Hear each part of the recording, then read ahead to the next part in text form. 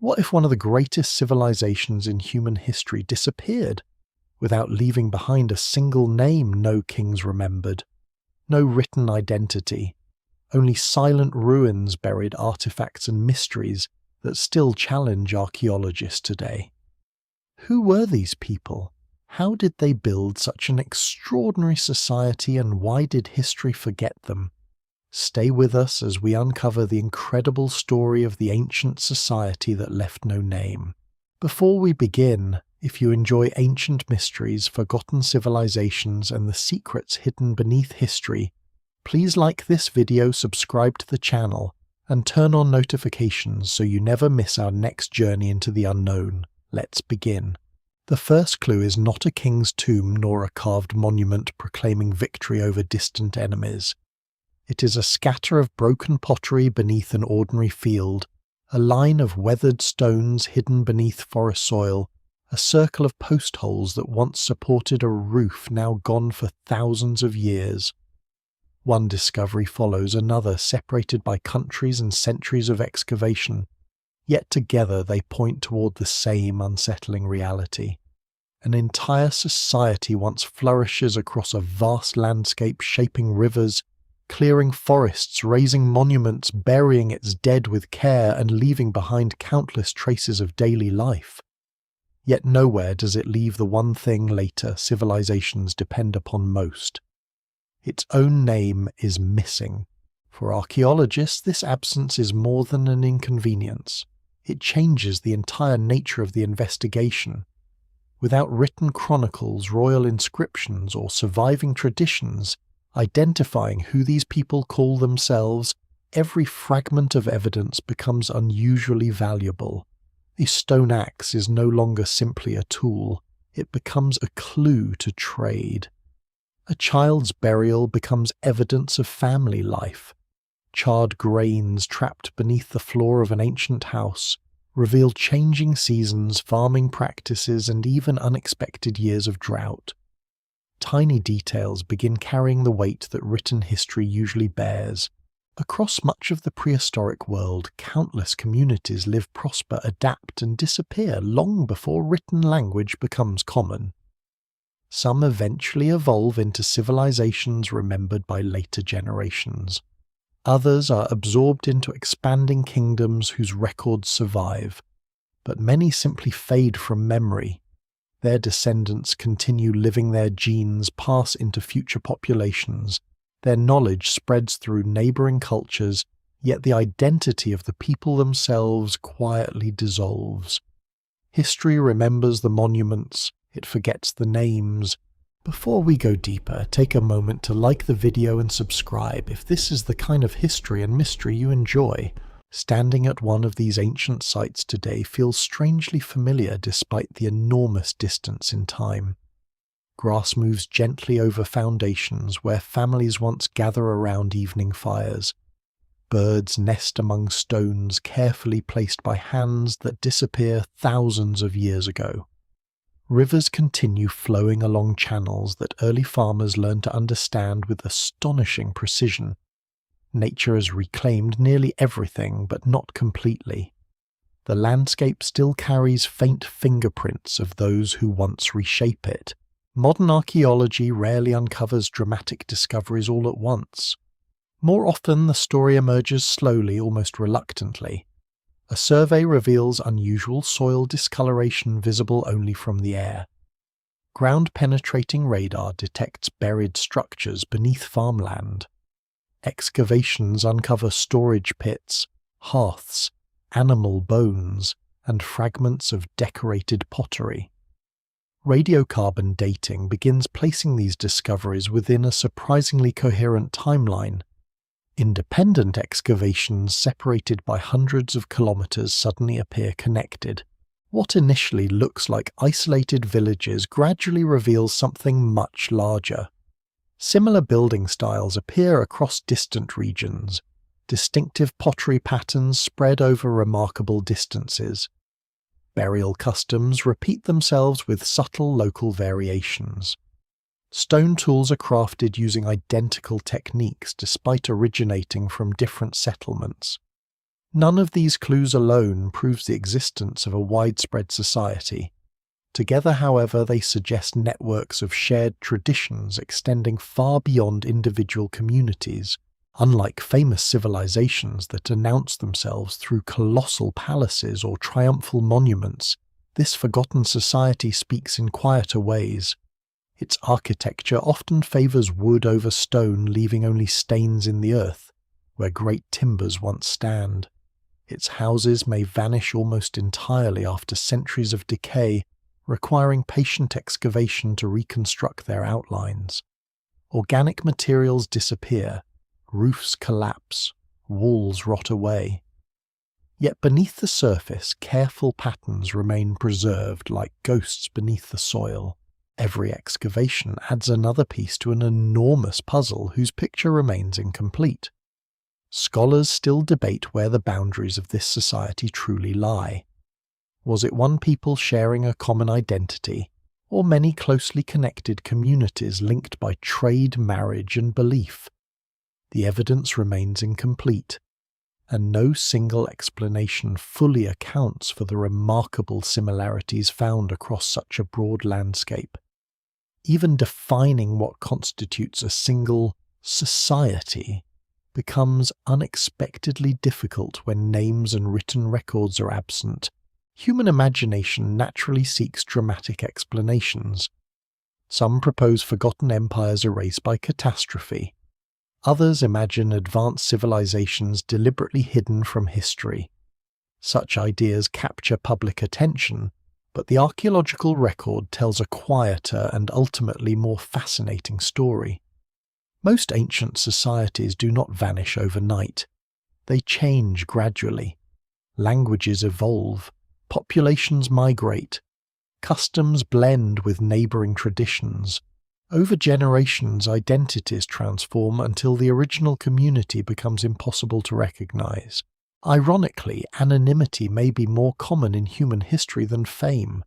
For every civilization remembered through inscriptions and chronicles, dozens leave behind only fragments. Their children continue farming the same valleys under new political systems. Their sacred places acquire new meanings. Their technologies become ordinary knowledge inherited by later peoples who no longer remember where they originate. The builders disappear while their achievements quietly endure. One particularly striking example comes from settlements where archaeologists uncover houses rebuilt repeatedly in almost the exact same location across centuries. Each generation dismantles aging structures and constructs new ones directly above the old foundations. This continuity suggests remarkable attachment to place. Families are not merely occupying land, they are preserving memory through landscape itself. Even without written records, traditions survive through repeated actions, familiar paths, and inherited routines. Daily life in such communities is far from primitive. Farmers carefully select crops suited to local climates. Hunters adapt seasonal strategies to migrating animals. Skilled craftspeople transform stone, bone, wood, clay, and eventually metal into objects of impressive precision. Children learn techniques perfected over countless generations. Elders pass knowledge through demonstration rather than writing. Entire libraries of practical experience exist only within living memory. That reliance on memory carries both strength and vulnerability. Oral traditions can preserve astonishing amounts of information across generations, yet they are deeply dependent upon uninterrupted communities.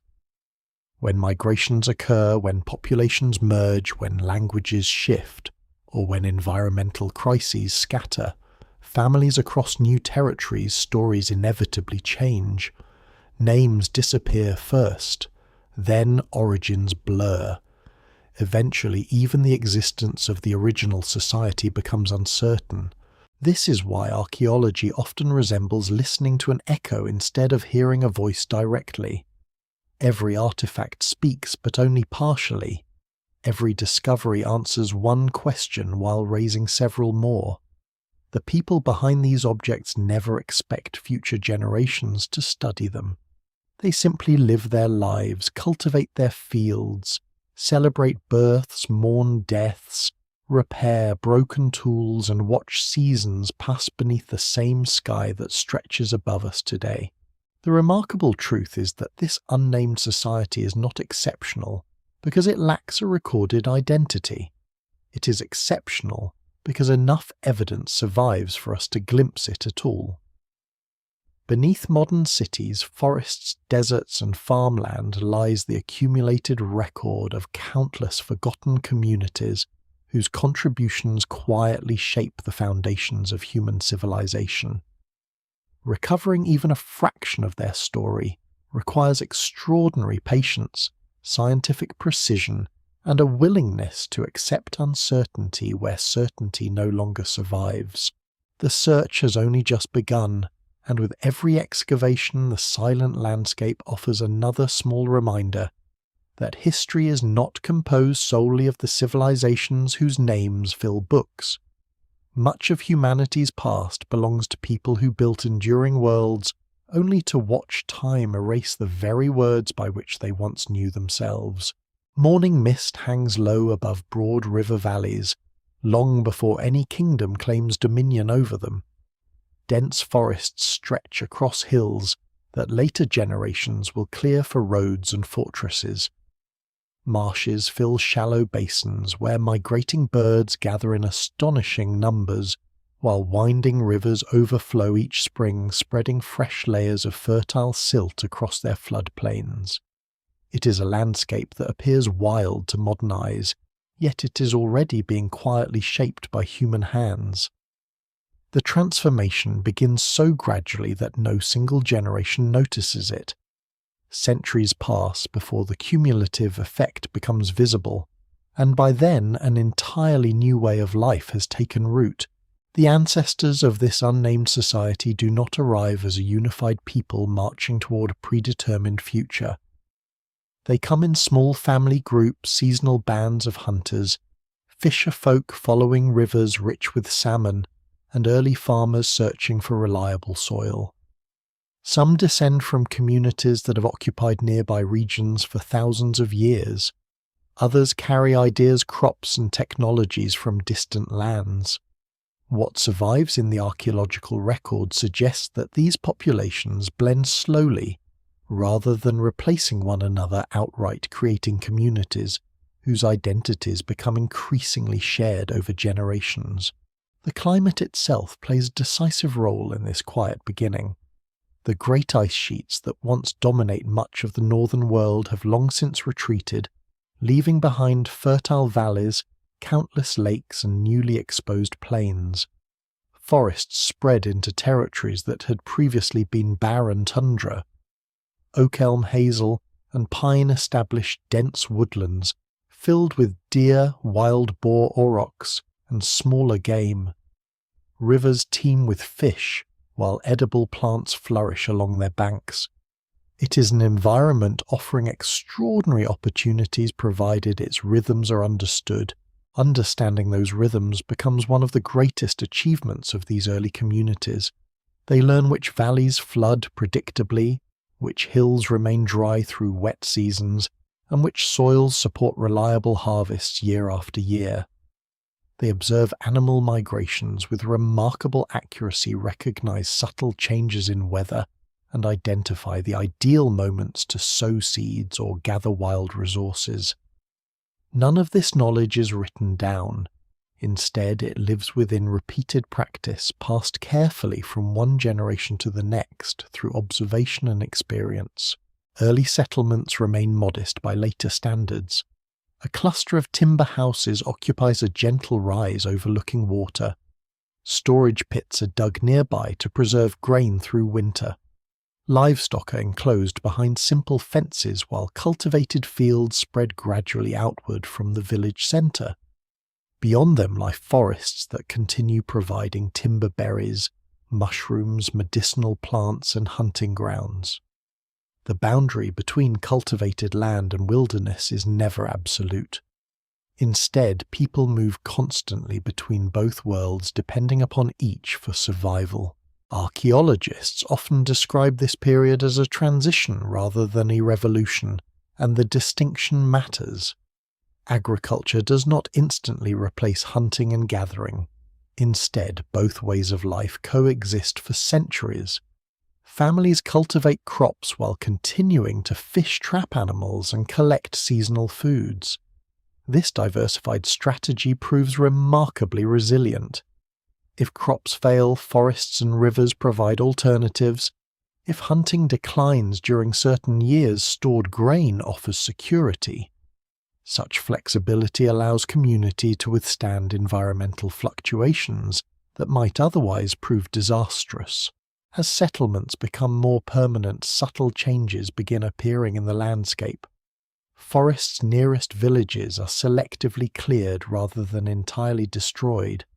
Certain tree species become more common because people favor them for construction or fuel. Grazing animals reshape open meadows while repeated farming gradually alters soil composition.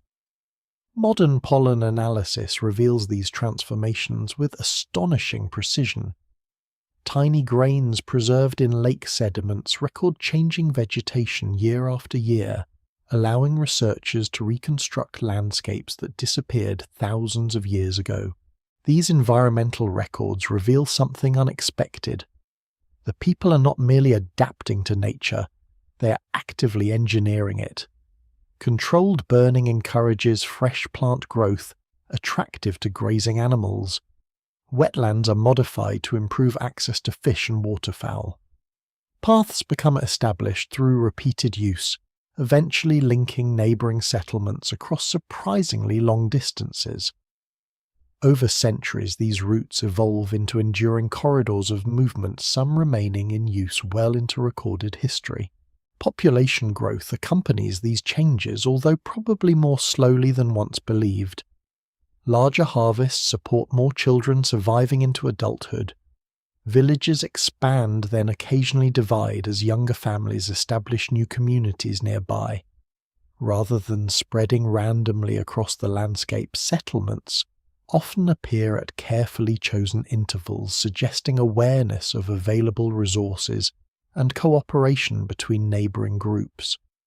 The evidence remains incomplete, but scholars increasingly suspect that communication networks become extensive long before formal states emerge. Language almost certainly evolves alongside these expanding connections, yet it remains permanently beyond recovery. No inscriptions preserve its sounds.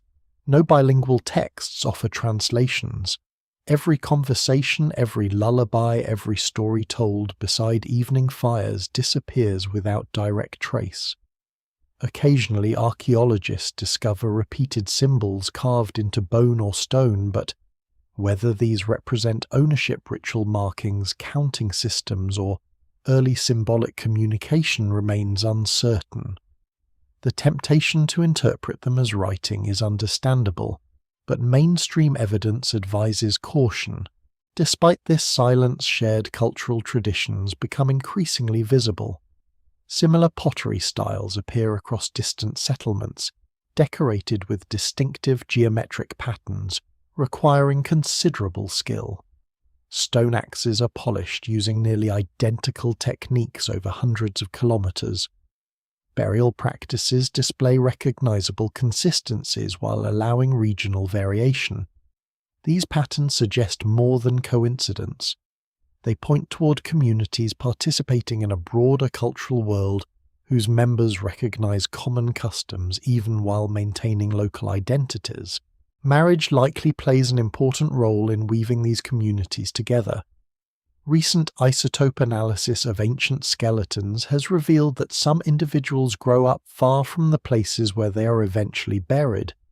Women in particular often appear to move between settlements, although the pattern varies across regions.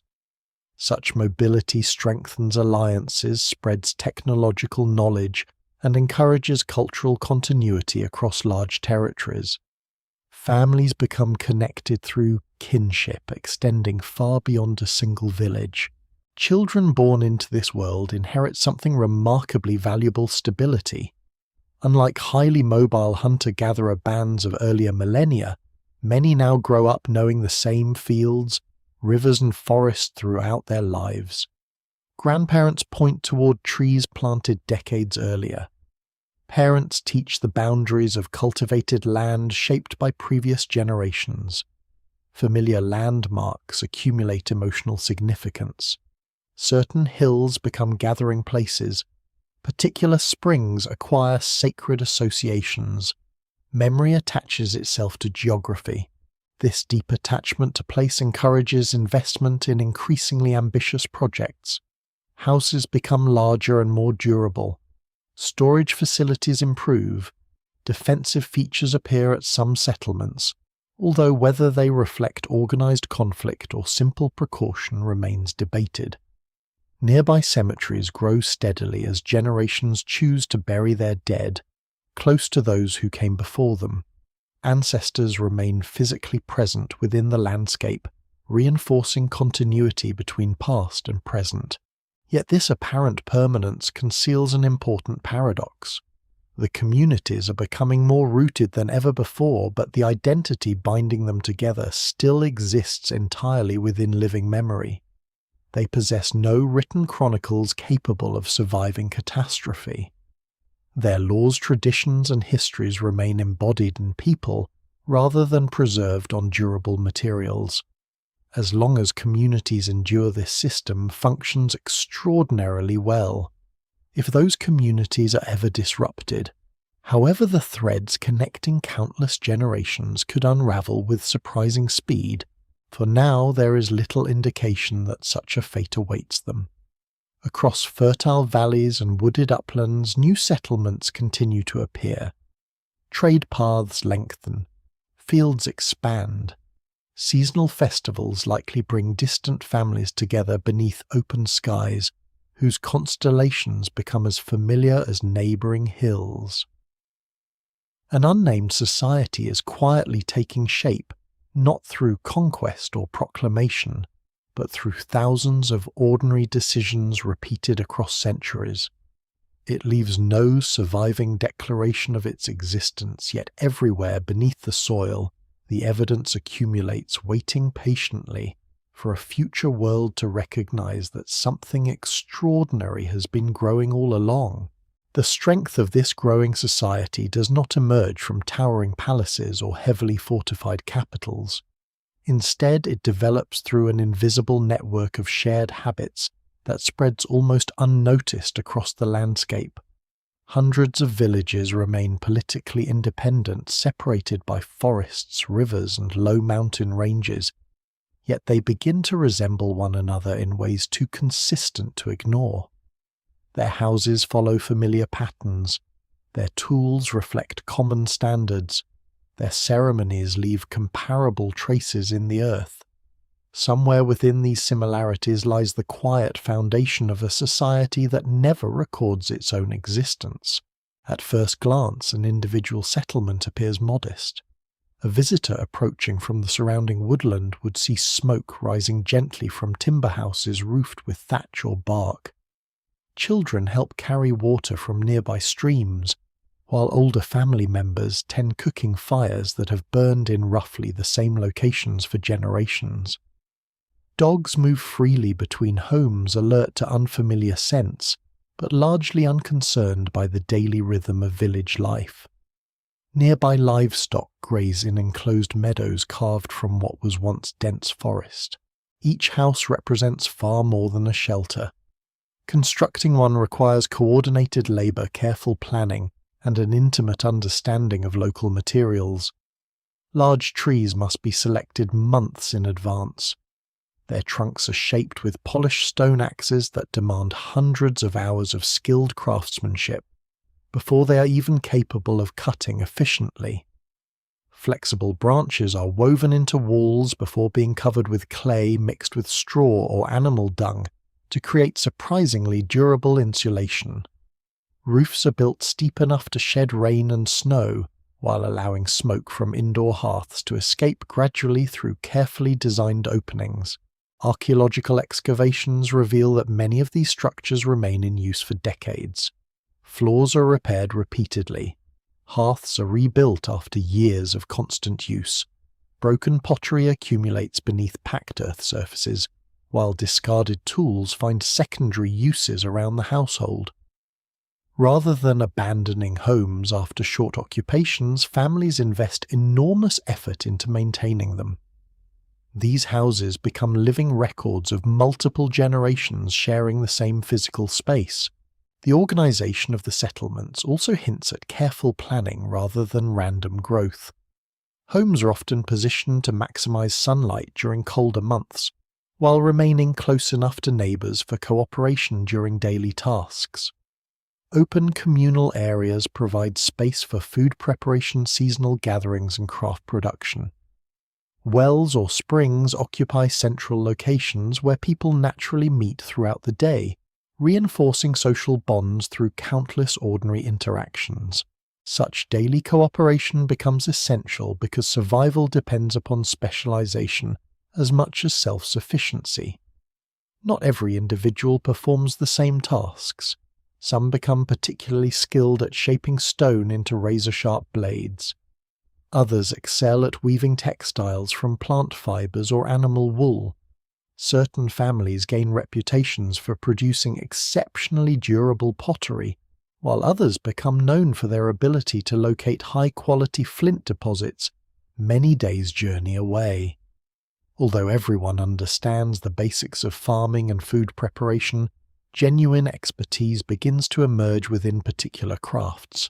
This gradual specialization transforms village life in subtle but profound ways.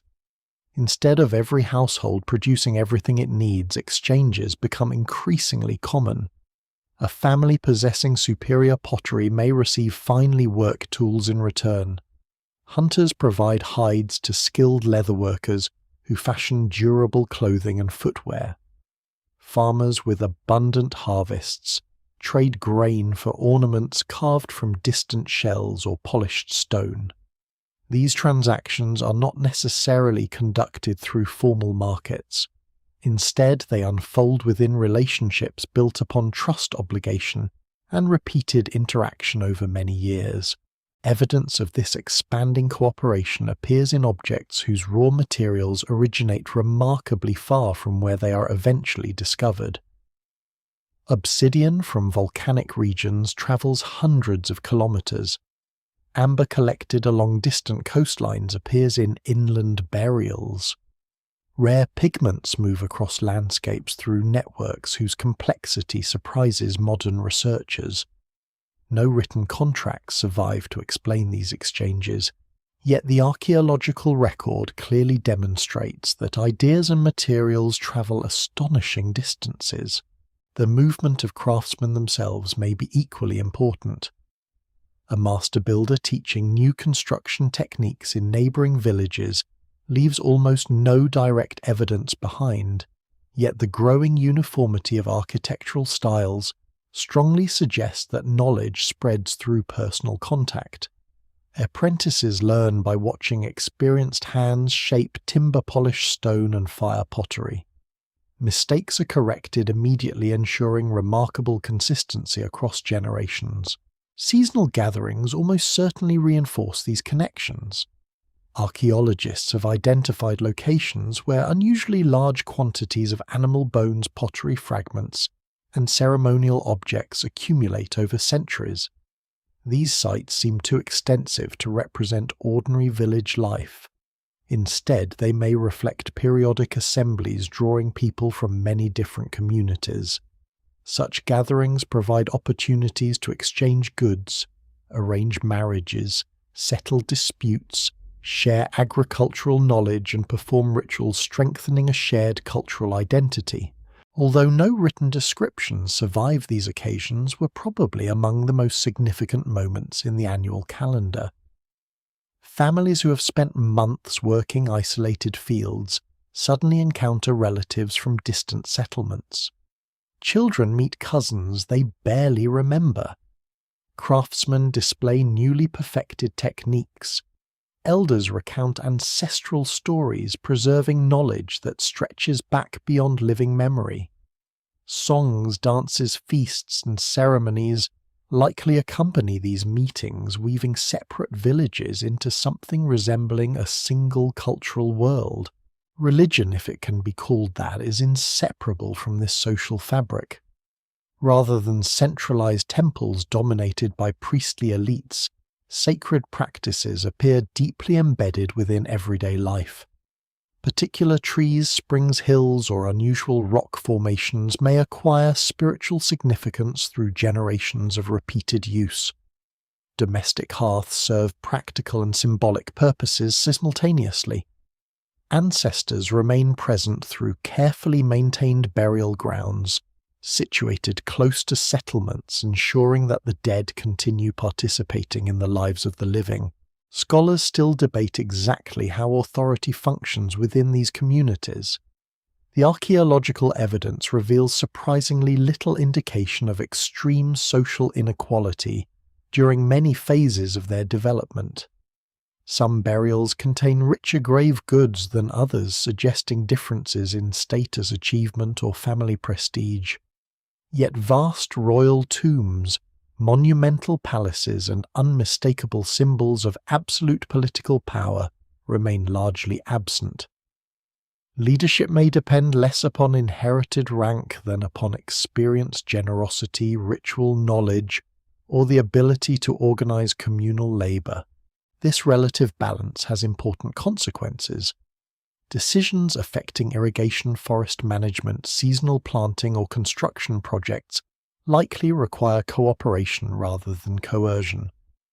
Large communal undertakings, including clearing land, raising substantial buildings, or creating ceremonial spaces, become possible because people recognize shared interest rather than fearing centralized authority. Such systems are not necessarily peaceful at all times, but they rely heavily upon consensus and enduring social relationships. Even conflict, when it occurs, appears more localized than later warfare between organized states. Defensive ditches and palisades exist at some settlements, and skeletal injuries reveal episodes of interpersonal violence, yet evidence for sustained military campaigns remains limited. Communities invest at least as much energy in maintaining exchange networks as they do in defending against threats. Cooperation proves economically more rewarding than constant conflict. Children growing up within this expanding cultural landscape inherit far more than practical survival skills. They absorb unwritten expectations governing hospitality, marriage, craftsmanship, seasonal rituals, and respect for ancestors. None of these rules are carved into stone. They exist because everyone remembers them. Every generation becomes both student and teacher, preserving traditions through repetition rather than documentation. It is a remarkably successful system, one capable of enduring for centuries. Across rivers, forests, and fertile plains, thousands of lives become connected through invisible threads of custom memory and mutual dependence. No king announces the birth of this society. No chronicler records its achievements. Yet beneath the quiet rhythm of everyday life, something extraordinary has emerged, a civilization held together not by written law or imperial power, but by countless ordinary people choosing generation after generation to live according to the same shared understanding of the world. If the villages themselves reveal how this forgotten society organizes its world, the objects left behind reveal something even more intimate. Long after roofs collapse and wooden walls decay into the soil, countless ordinary possessions remain buried beneath the earth. They are rarely spectacular enough to attract headlines, yet together they preserve the closest thing archaeologists possess to personal biographies. Every cracked cooking pot, worn stone blade, broken spindle, whirl and discarded animal bone carries evidence of choices made by people whose names are permanently lost. The first surprise is how little of daily life revolves around survival alone.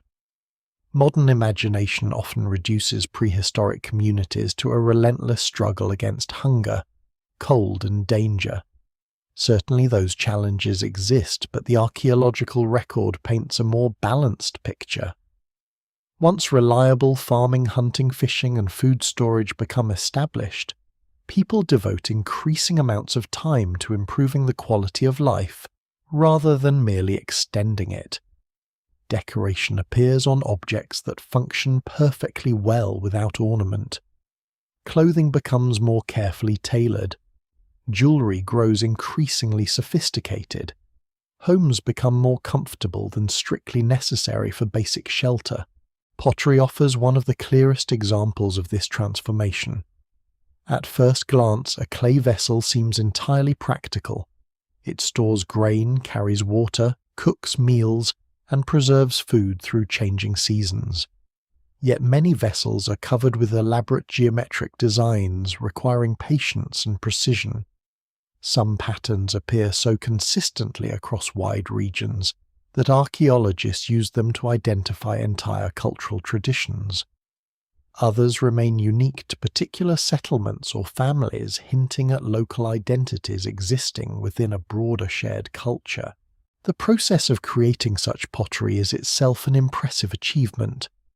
Clay must be gathered from suitable deposits cleaned of impurities, mixed with carefully selected tempering materials shaped by hand, dried slowly to prevent cracking, and finally fired under controlled conditions.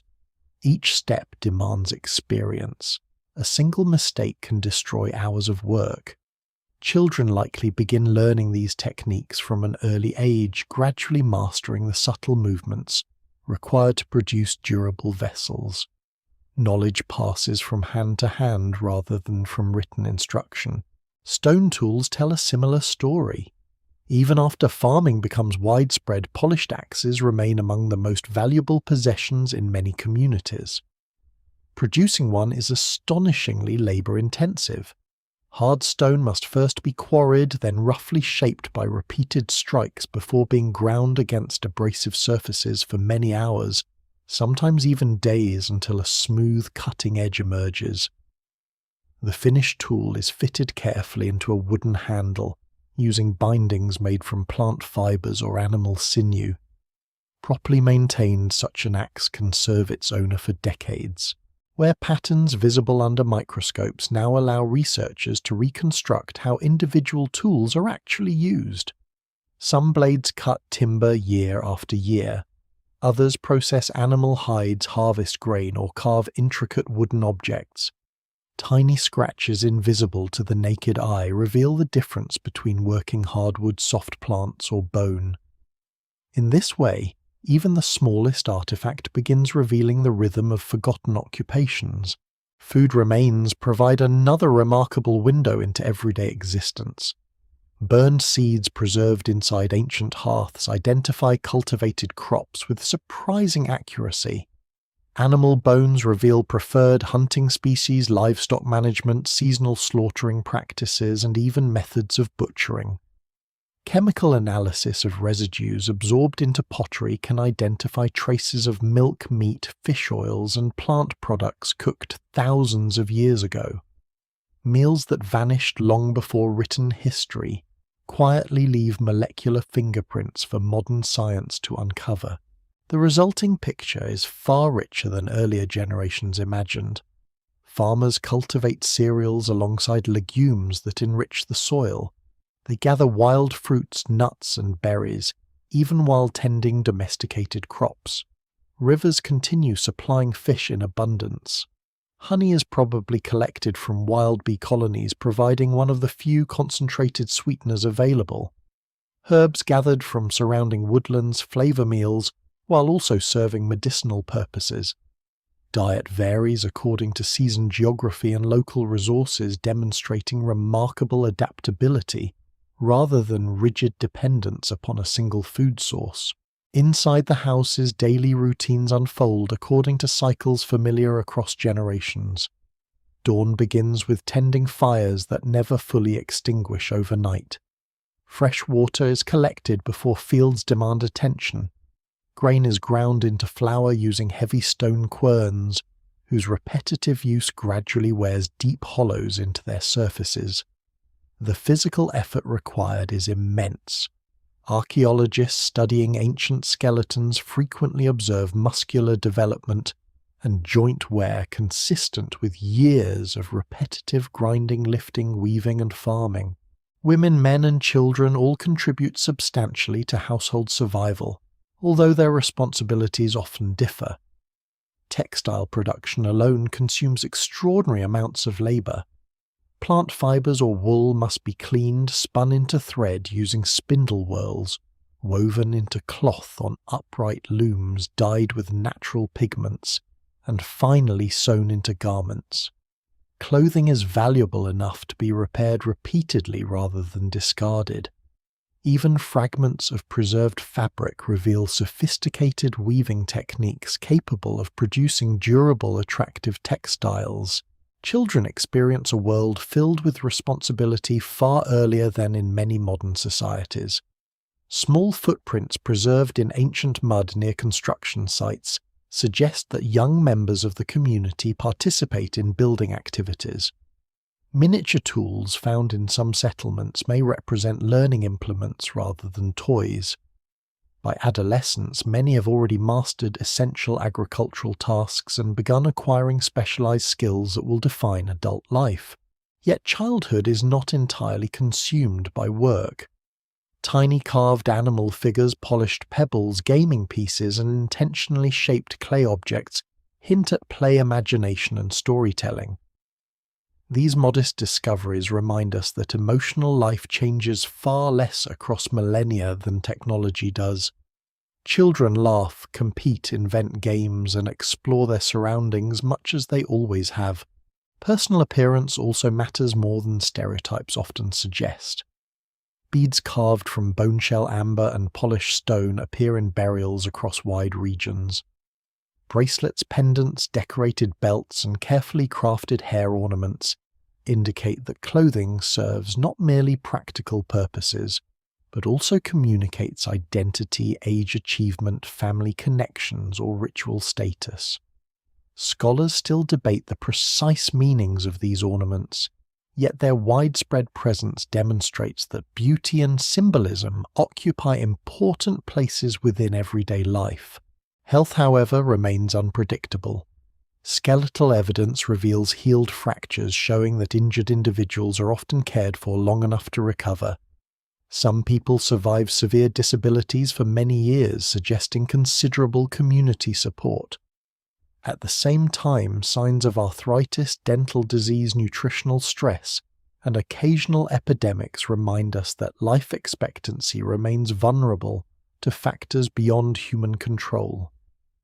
Medical knowledge exists likely based upon generations of experience with medicinal plants and practical treatments, but it has clear limits. One particularly moving discovery appears again and again across prehistoric cemeteries. Individuals buried with obvious care despite contributing little to economic productivity because of congenital conditions or long-term illness. Such burials challenge outdated assumptions that early societies simply abandoned vulnerable members. Instead, they suggest compassion deeply rooted within community life. Survival depends not only upon strength, but also upon cooperation. As evening settles across the village, smoke rises once more from central hearths. Families gather inside timber houses illuminated by flickering firelight, reflecting from polished pottery and carefully maintained tools.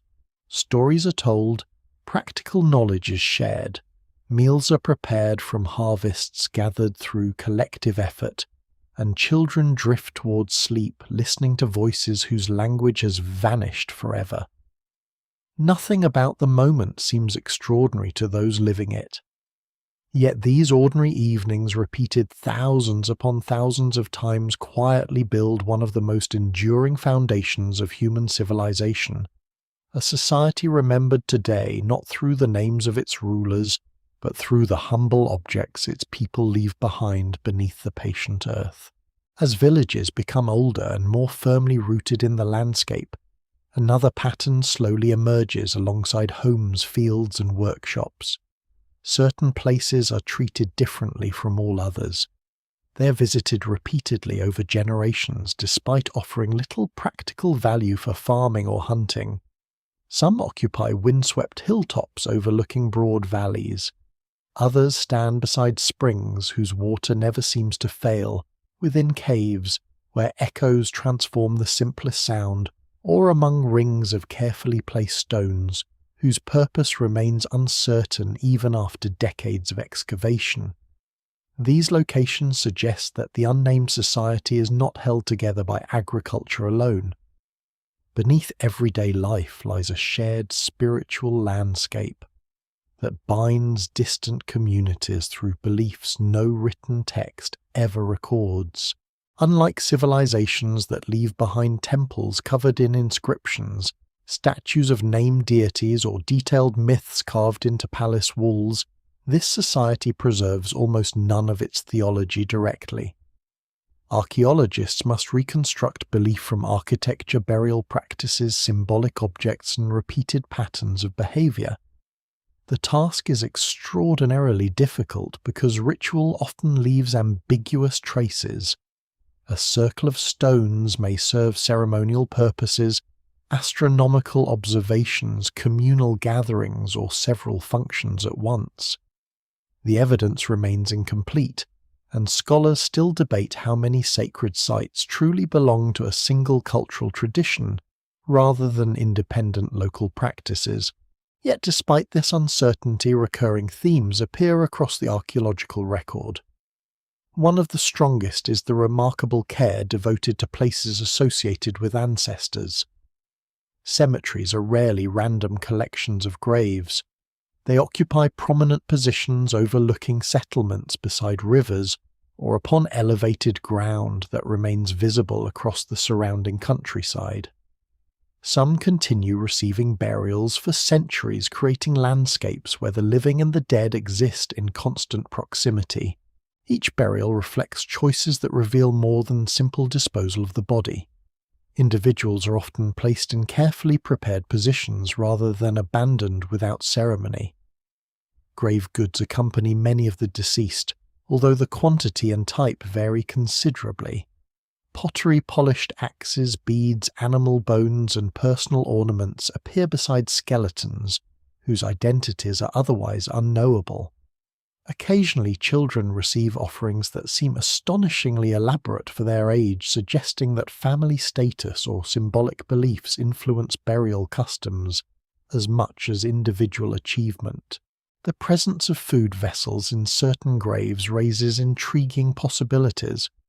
Were they intended to sustain the dead in another existence, or did they represent gifts offered during funerary ceremonies? No surviving text provides an answer. What survives in the archaeological record suggests that death is understood not as an abrupt separation, but as a transition requiring careful ritual. Communities invest significant labor in honoring those who have passed away, reinforcing continuity between generations. Some burial monuments become increasingly ambitious over time. Earthen mounds rise above surrounding fields visible from considerable distances. Massive stones transported over kilometers are arranged into chambers where multiple generations are eventually interred. Constructing such monuments demands cooperation from entire communities. Hundreds of people may participate in quarrying, transporting and positioning stones weighing several tons. Without organized machinery or draft animals capable of handling enormous loads, every stage requires careful planning, shared effort, and intimate knowledge of engineering principles developed through experience. The existence of these monuments reveals something fundamental about the society. Even if political authority remains relatively decentralized, communities are capable of coordinating large collective projects for purposes extending beyond immediate survival. Food production is sufficiently reliable to free labor for ceremonial construction. Social bonds are strong enough to sustain cooperation over months or even years. The resulting structures become enduring landmarks linking generations through shared memory. Many of these monuments also appear carefully aligned with natural features. Certain entrances face the rising sun during particular times of the year. Others overlook rivers, distant mountains, or horizons where seasonal changes become especially dramatic. Modern surveys have identified possible astronomical alignments at several prehistoric ceremonial sites, although scholars remain cautious about attributing every orientation to celestial observation. Some alignments are undoubtedly intentional, while others may simply reflect practical considerations or coincidence. Even so, repeated attention to the movement of the sun, moon, and stars strongly suggests that the sky occupies an important place within ritual life. This should not be surprising. For farming communities, celestial cycles possess immediate practical significance. The changing position of the sunrise marks seasonal transitions essential for planting and harvesting. Lunar phases influence nighttime travel and perhaps ceremonial calendars. Bright constellations return at predictable times each year, providing reliable markers long before written calendars exist. Observation of the heavens becomes inseparable from understanding the rhythms of the earth. Sacred symbolism also appears within portable objects scattered across settlements. Small figurines carved from stone bone or fired clay have long fascinated archaeologists. Some depict human forms with exaggerated features, while others represent animals whose significance remains uncertain. Early researchers often interpreted these objects through simplistic assumptions about fertility cults or universal mother goddesses. Modern scholarship adopts a more cautious approach.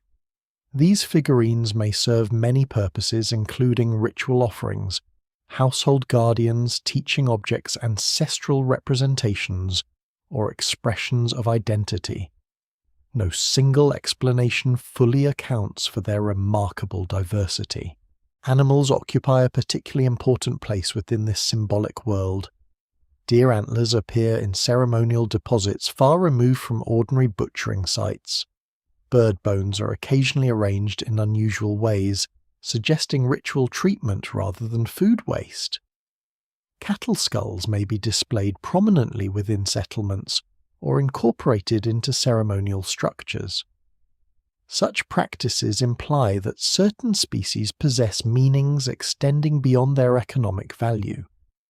Whether these animals represent spiritual beings, ancestral connections, seasonal cycles, or social symbols remains debated. Water, too, seems to carry sacred significance. Archaeologists frequently recover valuable objects deliberately deposited in rivers, lakes, marshes, and springs. Polished axes showing little evidence of practical use are found resting in ancient riverbeds. Fine pottery is intentionally broken before being placed in wetlands. Metal objects, once metallurgy develops, are sometimes deposited in extraordinary quantities beneath lakes or within peat bogs. These offerings appear deliberate rather than accidental. Communities willingly surrender valuable possessions to places regarded as spiritually important. One particularly mysterious aspect of these deposits is their selective nature. Everyday refuse is generally discarded elsewhere. Sacred offerings, by contrast, are carefully chosen, transported, and placed within environments where retrieval would be difficult or impossible. Such behavior reflects belief systems assigning profound meaning to natural landscapes. Rivers are not merely sources of water. Marshes are not simply obstacles to travel. They become thresholds where human communities interact with forces beyond ordinary experience. Fire likewise serves both practical and ceremonial roles. Hearths form the heart of every household, providing warmth, cooked food, and gathering places for families. Yet evidence from certain ceremonial sites suggests that controlled burning also plays an important part in communal rituals. Layers of ash interwoven with animal remains pottery fragments, and unusual artifacts indicate repeated gatherings centered around carefully managed fires. The exact ceremonies are forever lost, but their repetition across generations reveals enduring traditions. Perhaps the most striking feature of this spiritual landscape is its extraordinary continuity. Sacred places often remain in use for hundreds, sometimes even thousands of years. As generations come and go, rituals evolve gradually without abandoning the locations themselves. New monuments are constructed beside older ones rather than replacing them entirely. Paths leading toward ceremonial sites become deeply worn through centuries of repeated journeys. The landscape itself becomes a living archive of collective memory. Yet the voices explaining these places disappear completely. No prayer survives. No myth recounts why a particular spring is revered or why certain stones are arranged beneath the open sky. Only the physical traces remain, inviting careful interpretation while resisting certainty. In that silence lies one of archaeology's greatest challenges and one of its greatest fascinations. The unnamed society leaves behind a world rich with meaning, but the language through which it understood that meaning vanishes forever, leaving future generations to read. Belief through stone, earth, water, and the enduring patience of the land itself. The people of this forgotten society do not live in isolation, surrounded only by familiar rivers and neighbouring forests. As their settlements mature and their confidence grows invisible, pathways begin extending far beyond the horizons visible from any single village. These routes are not marked by paved roads or written milestones. They exist through memory-repeated journeys, seasonal gatherings, and generations of accumulated trust. Along them travel not only goods, but also ideas, skills, beliefs, and stories, weaving distant communities into an increasingly interconnected world. To modern observers, prehistoric Europe and many other ancient landscapes can appear fragmented on maps divided by mountain ranges, dense woodlands, marshes, and broad rivers. Yet those same natural features often serve as the very highways that make long-distance exchange possible. Rivers carry lightweight cargo over distances that would otherwise require weeks of difficult travel. Coastal waters allow experienced navigators to move between settlements separated by hundreds of kilometers. Mountain passes become familiar corridors used repeatedly by traders who know every reliable spring and sheltered campsite along the way. One of the earliest clues revealing these extensive connections comes from stone itself. Certain varieties of flint possess qualities far superior to local alternatives. They fracture cleanly, producing razor-sharp edges prized by skilled toolmakers. Archaeologists have traced some distinctive flint types from specific quarries to settlements located several hundred kilometers away. Such discoveries immediately raise an important question. Did finished tools travel across these distances, or did people transport raw stone before shaping it closer to home? The answer appears to be both. Some communities specialize in quarrying valuable materials directly from exposed rock formations. Others become centers of skilled craftsmanship, where imported stone is transformed into polished axes, knives, scrapers, and arrowheads, before continuing their journey through broader exchange networks. Every stage requires cooperation among people who may never meet one another directly. A miner extracting stone from a hillside contributes to a tool eventually used in a village several weeks away. Amber tells an equally remarkable story. Formed from ancient tree resin over millions of years, it washes onto northern coastlines, where waves and tides expose golden fragments after storms. To coastal communities, amber is a familiar material. Far inland, however, it becomes an object of extraordinary rarity and beauty.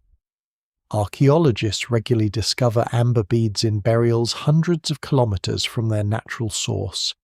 demonstrating that this luminous substance travels across astonishing distances long before organized states emerge. Shells reveal similar patterns. Marine species collected from distant coastlines appear as ornaments in settlements located far from the sea.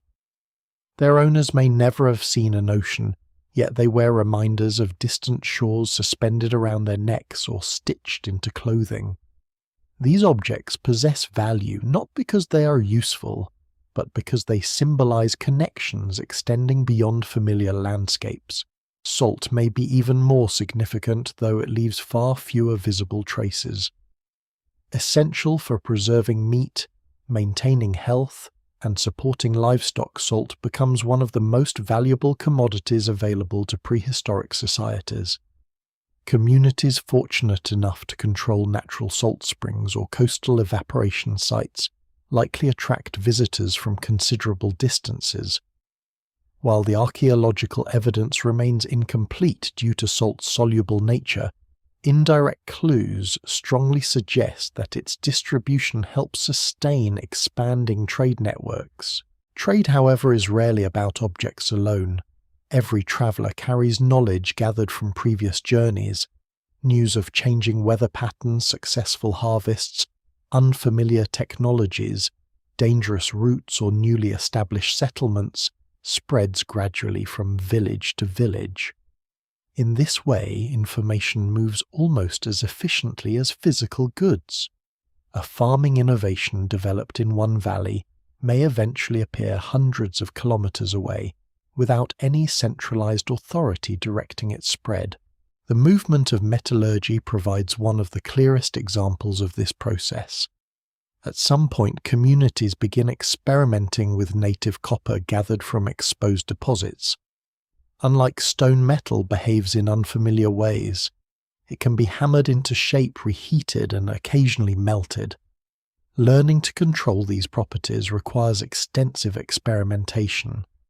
Scholars generally agree that metallurgy spreads gradually through contact between communities, rather than being independently invented everywhere at once. Early metal objects remain relatively rare and often symbolic rather than practical. Copper is softer than well-crafted stone for many everyday tasks, limiting its immediate usefulness. Yet its unusual appearance and the skill required to produce it give metal considerable prestige. Owning even a small copper ornament may communicate access to distant exchange networks and specialized craftsmanship unavailable within most villages.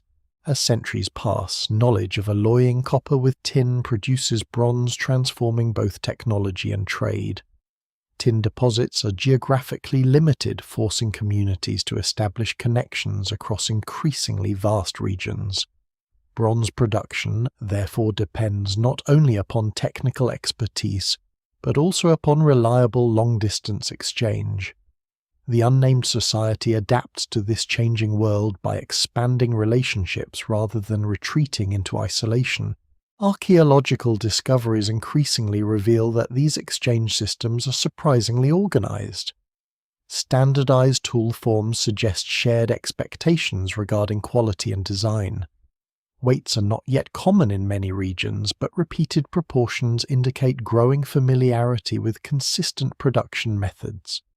Certain ceremonial objects appear almost identical, despite being discovered hundreds of kilometers apart, implying that craftsmen either travel extensively or communicate through well-established apprenticeships.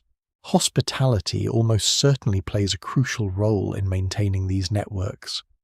A traveller crossing unfamiliar territory depends upon welcoming households safe overnight shelter and reliable access to food and water. Such customs become self-reinforcing.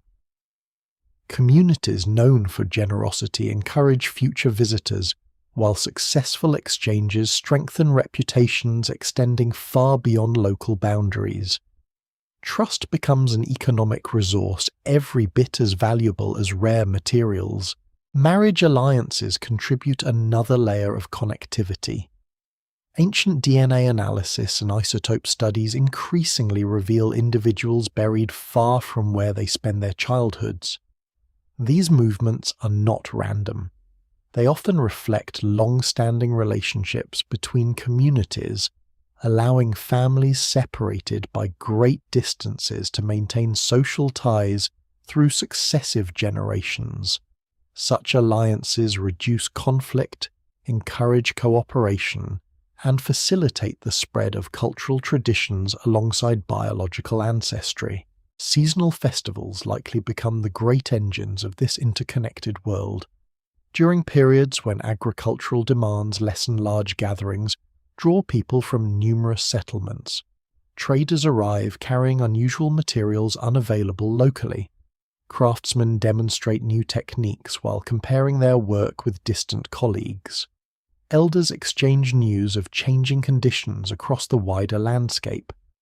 Young people form friendships and marriages that will eventually connect entire regions through kinship. These gatherings also serve an important political function, despite the apparent absence of centralized government. Disputes between neighboring communities can be negotiated before respected elders or ritual specialists. Agreements concerning hunting territories, grazing rights, or access to valuable resources may be reaffirmed through ceremony rather than written contracts. Such arrangements rely upon reputation memory and shared expectations developed over generations. Yet expanding connections inevitably bring new challenges. Greater mobility increases the risk of unfamiliar diseases spreading between settlements. Competition for valuable resources occasionally intensifies. Foreign customs introduce subtle cultural changes that some communities embrace more readily than others. Trade enriches society, but it also makes that society increasingly dependent upon relationships, extending far beyond local control. Still, for many centuries, the benefits clearly outweigh the risks.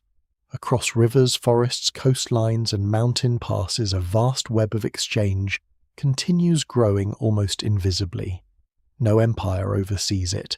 No king taxes it. No written law regulates it. Instead, it functions because thousands of ordinary people repeatedly choose cooperation over isolation, trust over suspicion, and curiosity over fear. Long before maps record these connections, the unnamed society has already transformed an immense landscape into a living network of shared experience. Every polished stone axe, amber bead shell, pendant, copper ornament, and carefully crafted vessel becomes more than a possession. Each object carries with it a silent history of journeys completed, friendships, maintained knowledge exchanged, and countless hands that pass it onward. Through these humble exchanges, an ancient world without written borders slowly becomes one of humanity's first truly interconnected cultural landscapes. By the time these exchange networks reach their greatest extent, the unnamed society possesses something far more valuable than access to distant materials. It has accumulated generations of practical knowledge about the landscapes it inhabits. Every forest has been observed through countless changing seasons. Rivers have been studied not with written measurements, but through patient experience. Hills, marshes, and valleys are understood as living systems whose rhythms can be anticipated and to a remarkable degree managed. What later civilizations often describe as primitive environments are in reality carefully shaped cultural landscapes maintained through centuries of deliberate human intervention. One of the clearest examples of this quiet mastery appears in the way settlements are positioned. Villages are rarely built at random. Archaeological surveys repeatedly show that communities choose locations balancing multiple advantages at once. Fresh water is always nearby, yet homes usually stand just high enough above floodplains to avoid seasonal inundation. Fields occupy fertile soils that can be cultivated repeatedly without excessive erosion.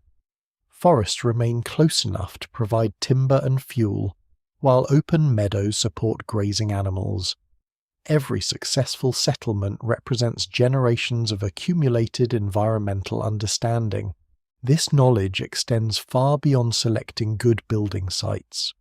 Farmers gradually learn which crops thrive in particular soils and which combinations improve long-term fertility. They rotate cultivated plots, allow exhausted land to recover, and supplement fields with organic material gathered from livestock enclosures. Although they possess no scientific vocabulary for nutrients or soil chemistry, centuries of observation teach them principles that modern agriculture would later describe in technical terms. The forests surrounding these villages also bear the unmistakable marks of careful management. Rather than cutting indiscriminately, many communities practice selective harvesting. Young trees are allowed to mature while older specimens are removed for construction. Certain species are favored because they provide straight timber, flexible branches, edible nuts, or durable firewood. Controlled cutting creates patches of open woodland that encourage fresh plant growth, attracting grazing animals and increasing biodiversity. Modern ecological studies increasingly suggest that prehistoric people shape European forests far more extensively than once believed.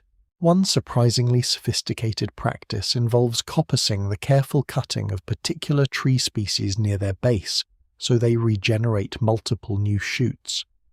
This technique produces a reliable supply of straight poles, ideal for fences, roofing baskets, and countless household structures without permanently destroying the tree. Evidence for such woodland management appears at several archaeological sites, demonstrating remarkable long-term planning. A family harvesting coppiced wood understands that future generations will benefit from decisions made decades earlier. Water management displays similar ingenuity. Streams are occasionally diverted through shallow channels, improving irrigation or drainage. Wetlands are crossed using carefully constructed timber trackways, built from split logs laid across unstable ground. Some of these wooden roads survive beneath peat bogs for thousands of years, preserved by oxygen-poor conditions. Excavating them reveals engineering skills requiring careful measurement, coordinated labor, and intimate familiarity with local terrain. These trackways are especially revealing because they often connect settlements with ceremonial sites, seasonal grazing areas, or valuable natural resources rather than serving ordinary transportation alone. Constructing hundreds of meters of timber roadway across dangerous marshland demands enormous effort. Such projects would never be undertaken unless communities considered the destinations genuinely important. The resulting structures represent not only practical engineering but also collective determination to reshape difficult landscapes according to shared needs. Building techniques continue evolving as experience accumulates. Houses become increasingly resilient against harsh weather. Roof angles vary according to regional snowfall or rainfall. Timber joints grow more precise, reducing structural weakness without relying upon metal fasteners. Claywall coatings are mixed using carefully tested proportions that minimize cracking during seasonal temperature changes. Every improvement spreads gradually through exchange networks refined by countless craftsmen before becoming common practice. Stoneworking also reaches extraordinary levels of precision despite the absence of advanced machinery. Quarry workers identify natural fractures within rock formations, allowing enormous blocks to be separated using wooden wedges soaked with water. As the wood expands, controlled pressure gradually opens cracks along desired lines. Transporting these stones presents another challenge altogether. Logs, sledges, ropes woven from plant fibers, and coordinated human labor combine to move weights that appear almost impossible without modern equipment. The construction of large ceremonial monuments demonstrates just how effective these methods become. Massive standing stones are not simply dragged into position through brute force. Careful planning determines routes avoiding unstable ground, steep slopes, and unnecessary obstacles. Earthen ramps, timber frameworks, and precisely excavated foundation pits ensure that stones remain upright for millennia.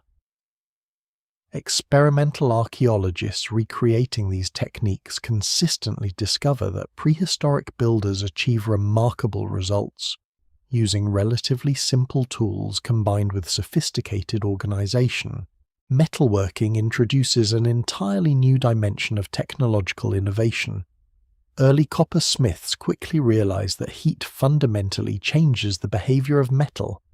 Furnaces become increasingly specialized, capable of reaching temperatures high enough to melt ores extracted from distant mines.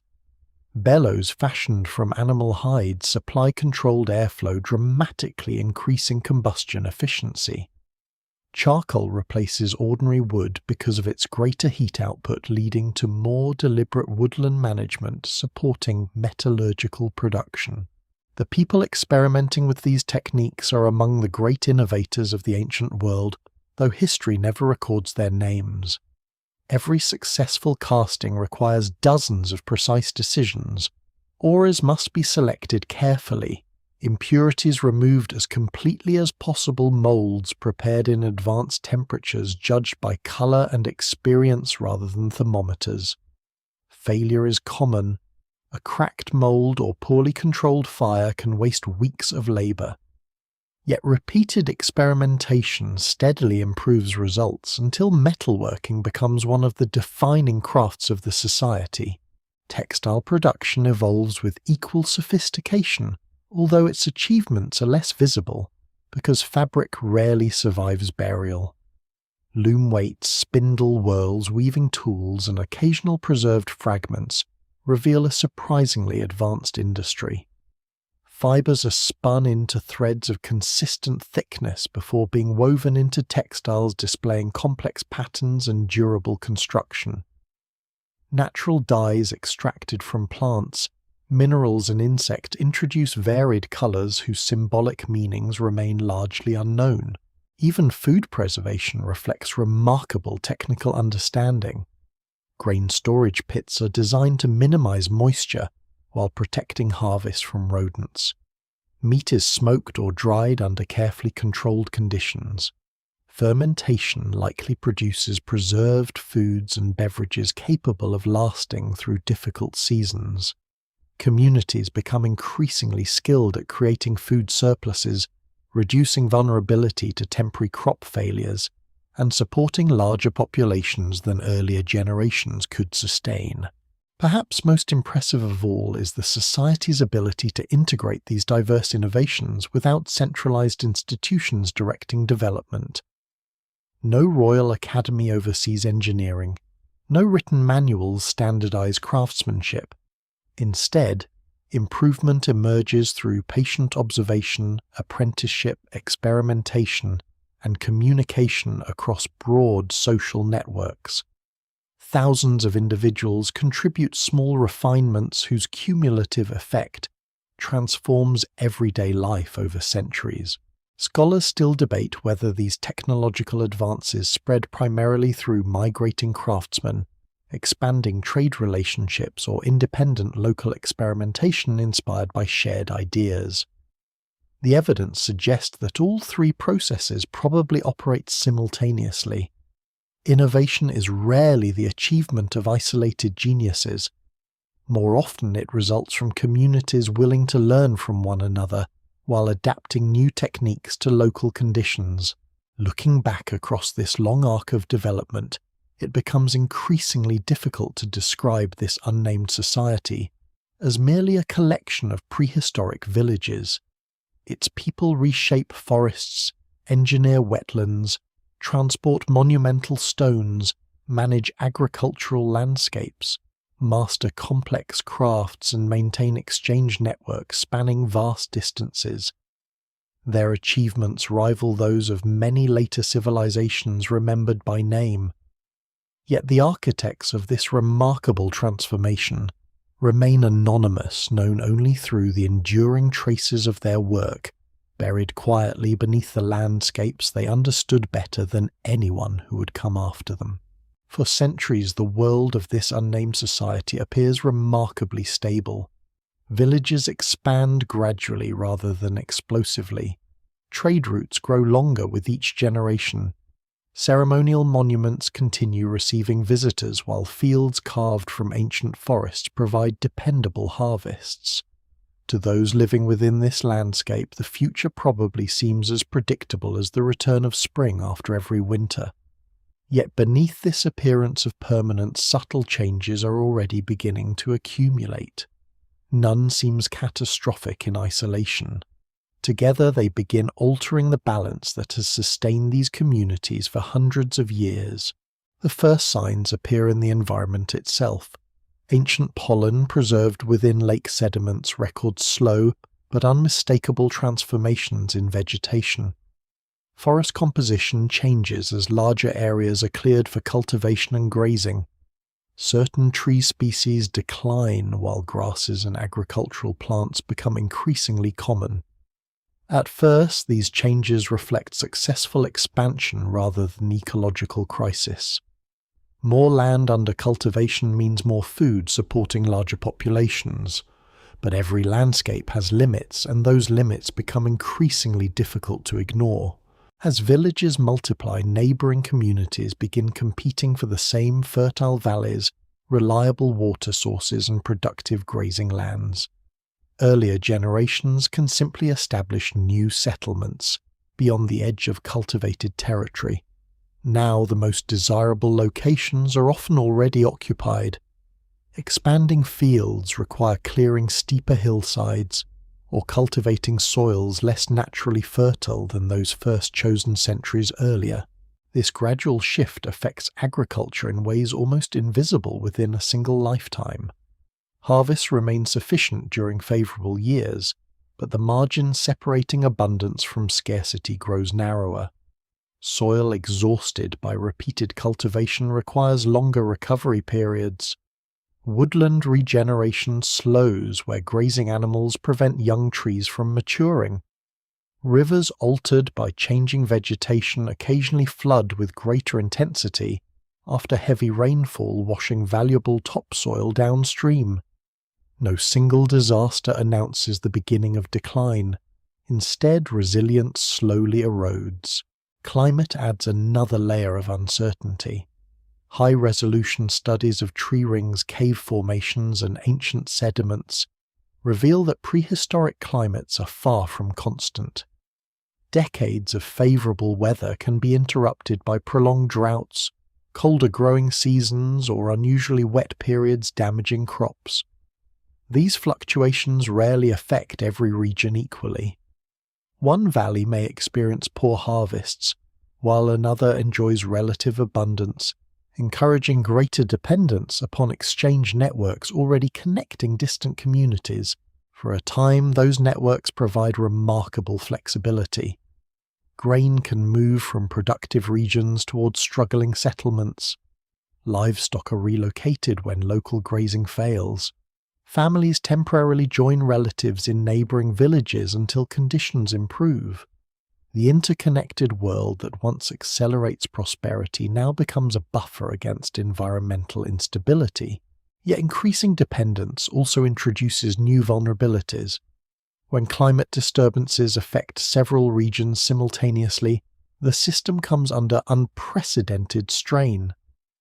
Communities accustomed to exchanging surplus now find themselves protecting dwindling reserves. Long-established relationships are tested by scarcity. Trust remains valuable, but hunger has always possessed the power to reshape human behaviour. Archaeological evidence hints that settlement patterns begin changing during these periods.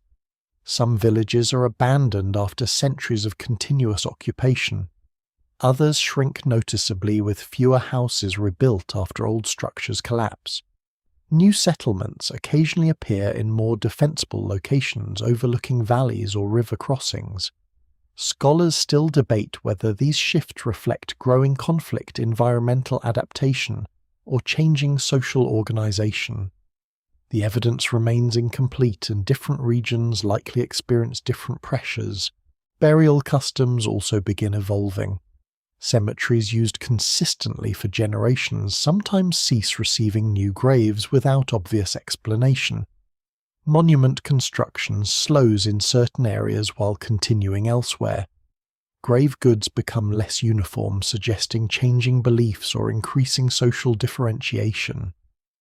None of these developments alone signals collapse, but together they indicate that the shared traditions binding communities across broad landscapes are no longer as stable as before. One particularly revealing clue comes from changing diets. Chemical analysis of human bones shows that some populations begin relying more heavily on particular crops or domesticated animals, reducing the dietary diversity that once provides resilience against poor harvests. In difficult years, dependence upon fewer food sources can amplify hardship. Children whose growing bodies require steady nutrition are often the first to display evidence of nutritional stress preserved within developing teeth and bones. Population growth itself becomes a double-edged sword. For generations, it reflects successful adaptation. Larger communities provide more labor, greater specialization, and stronger exchange networks. Eventually, however, additional mouths require additional resources. Forests cleared for new fields reduce supplies of wild foods, timber, and game. Livestock compete with wildlife for grazing. The balance between human needs and environmental capacity becomes increasingly delicate. At the same time, new technologies continue transforming society. Bronze tools improve agricultural efficiency, allowing more intensive cultivation. Better axes accelerate forest clearance. More effective weapons alter hunting practices and perhaps the nature of interpersonal conflict. Technological progress solves many immediate problems while unintentionally creating new ones by enabling faster expansion into landscapes that had previously remained relatively untouched. Trade networks, once symbols of strength, also become conduits for rapid cultural change. Foreign ideas arrive alongside valuable materials. Different styles of pottery, burial customs, and craftsmanship begin appearing within settlements that had once maintained remarkably consistent traditions. Cultural diversity enriches communities, but it may also weaken older identities that had long served as social glue across the wider region. Some archaeologists argue that increasing inequality emerges during this period. Certain households accumulate noticeably richer collections of prestige goods, imported ornaments, and rare materials than their neighbours. Larger houses appear in some settlements. Burials containing elaborate weapons or valuable metal objects become more common in particular areas. Whether these differences reflect hereditary elites, accomplished individuals, ritual specialists, or successful traders remains debated. What seems increasingly clear, however, is that society is becoming more socially complex than in earlier centuries. Complexity brings opportunity, but it also demands more elaborate systems of cooperation. Disputes over land trade, inheritance, or political influence become harder to resolve through traditional customs alone. Oral agreements that function effectively among small communities face greater challenges as populations expand and relationships grow increasingly intricate. Without written institutions capable of preserving formal records, continuity depends ever more heavily upon living memory. Natural disasters occasionally magnify these underlying tensions. A severe drought lasting several consecutive seasons could devastate harvests across wide regions.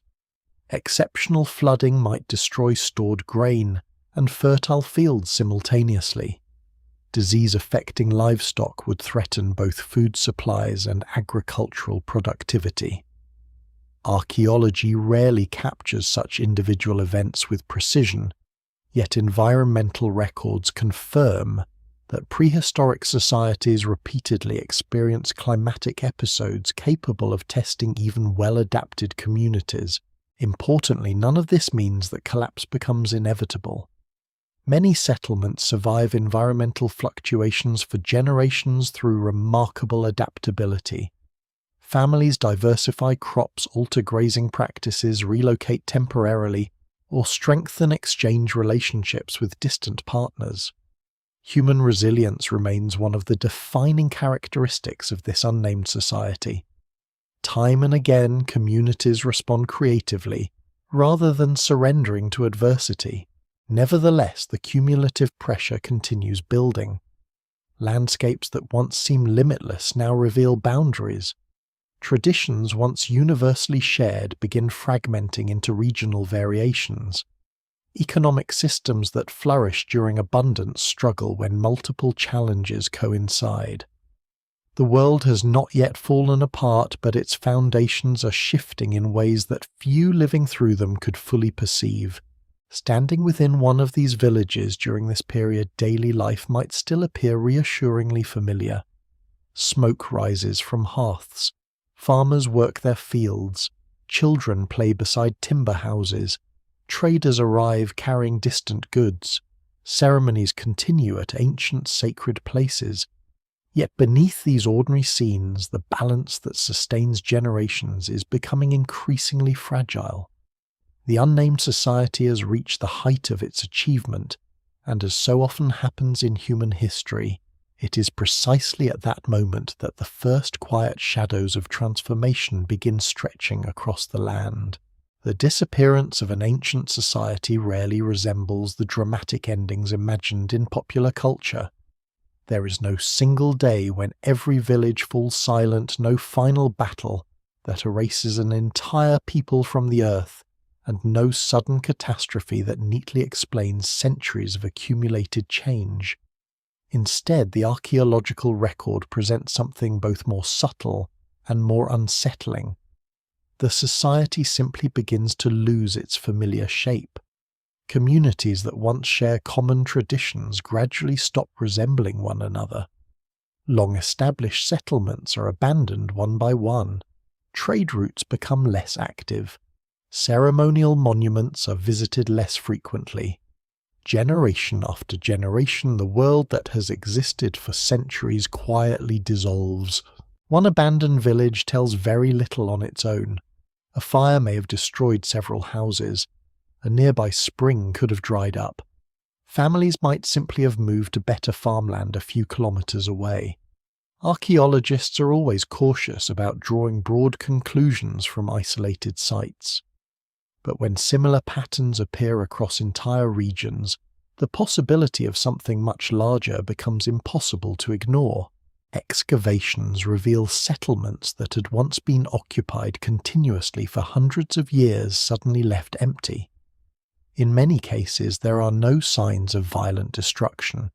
Houses are not burned by invading armies. Valuable tools are not scattered across floors as if people fled in panic. Instead, buildings appear to have been dismantled or simply allowed to decay after their occupants departed. Nature slowly reclaims the abandoned clearings. Forests advance across former fields. Grass grows over forgotten pathways. Within only a few generations, the outlines of entire villages begin disappearing beneath layers of soil and vegetation. This quiet abandonment is one of the greatest mysteries surrounding the unnamed society. If no invading empire destroys it, why do so many communities leave places their ancestors had occupied for centuries? One explanation centers on migration rather than collapse. Human populations have always been remarkably mobile when circumstances require. A series of poor harvests, changing climate, depleted soils, or expanding opportunities elsewhere may encourage families to relocate gradually. Individual decisions repeated over decades can completely transform the demographic landscape without producing any dramatic historical event. What survives in the archaeological record suggests that many settlements are not destroyed, they are simply left behind. Ancient DNA has begun adding fascinating new dimensions to this picture. Genetic studies indicate that prehistoric populations rarely disappear entirely. Instead, they mix with incoming groups arriving from neighboring regions or distant migrations. New cultural traditions spread alongside new ancestry, creating societies that are neither complete replacements nor simple continuations of what existed before. Biological descendants survive even as cultural identities fade. This distinction is crucial. The unnamed society may not have vanished in the literal sense. Its people likely continue living, marrying, farming, and raising children. What disappears is the collective identity that once united them. Languages evolve, rituals change, technologies improve, alliances shift. Within a few centuries, descendants may no longer remember the names, traditions, or stories that once defined their ancestors as a distinct people. Climate almost certainly contributes to this transformation, though rarely in isolation. Environmental records from different parts of the prehistoric world reveal episodes of prolonged drought, cooler temperatures, increased rainfall, or seasonal instability occurring at various times. Communities already living close to the limits of agricultural productivity would have felt these changes immediately. A few consecutive years of poor harvests might encourage migration toward regions with more reliable conditions. Some evidence points toward increasing conflict during certain periods. Defensive earthworks become more common in particular regions. Weapons appear more frequently within graves. Skeletons occasionally display injuries consistent with interpersonal violence. Yet archaeologists remain careful not to exaggerate these findings. Conflict certainly exists as it has throughout human history, but there is little evidence supporting continent-wide warfare capable of eliminating an entire civilization. Local struggles likely occur alongside peaceful coexistence, trade and cooperation. Disease remains another possible factor, although one that archaeology often struggles to identify.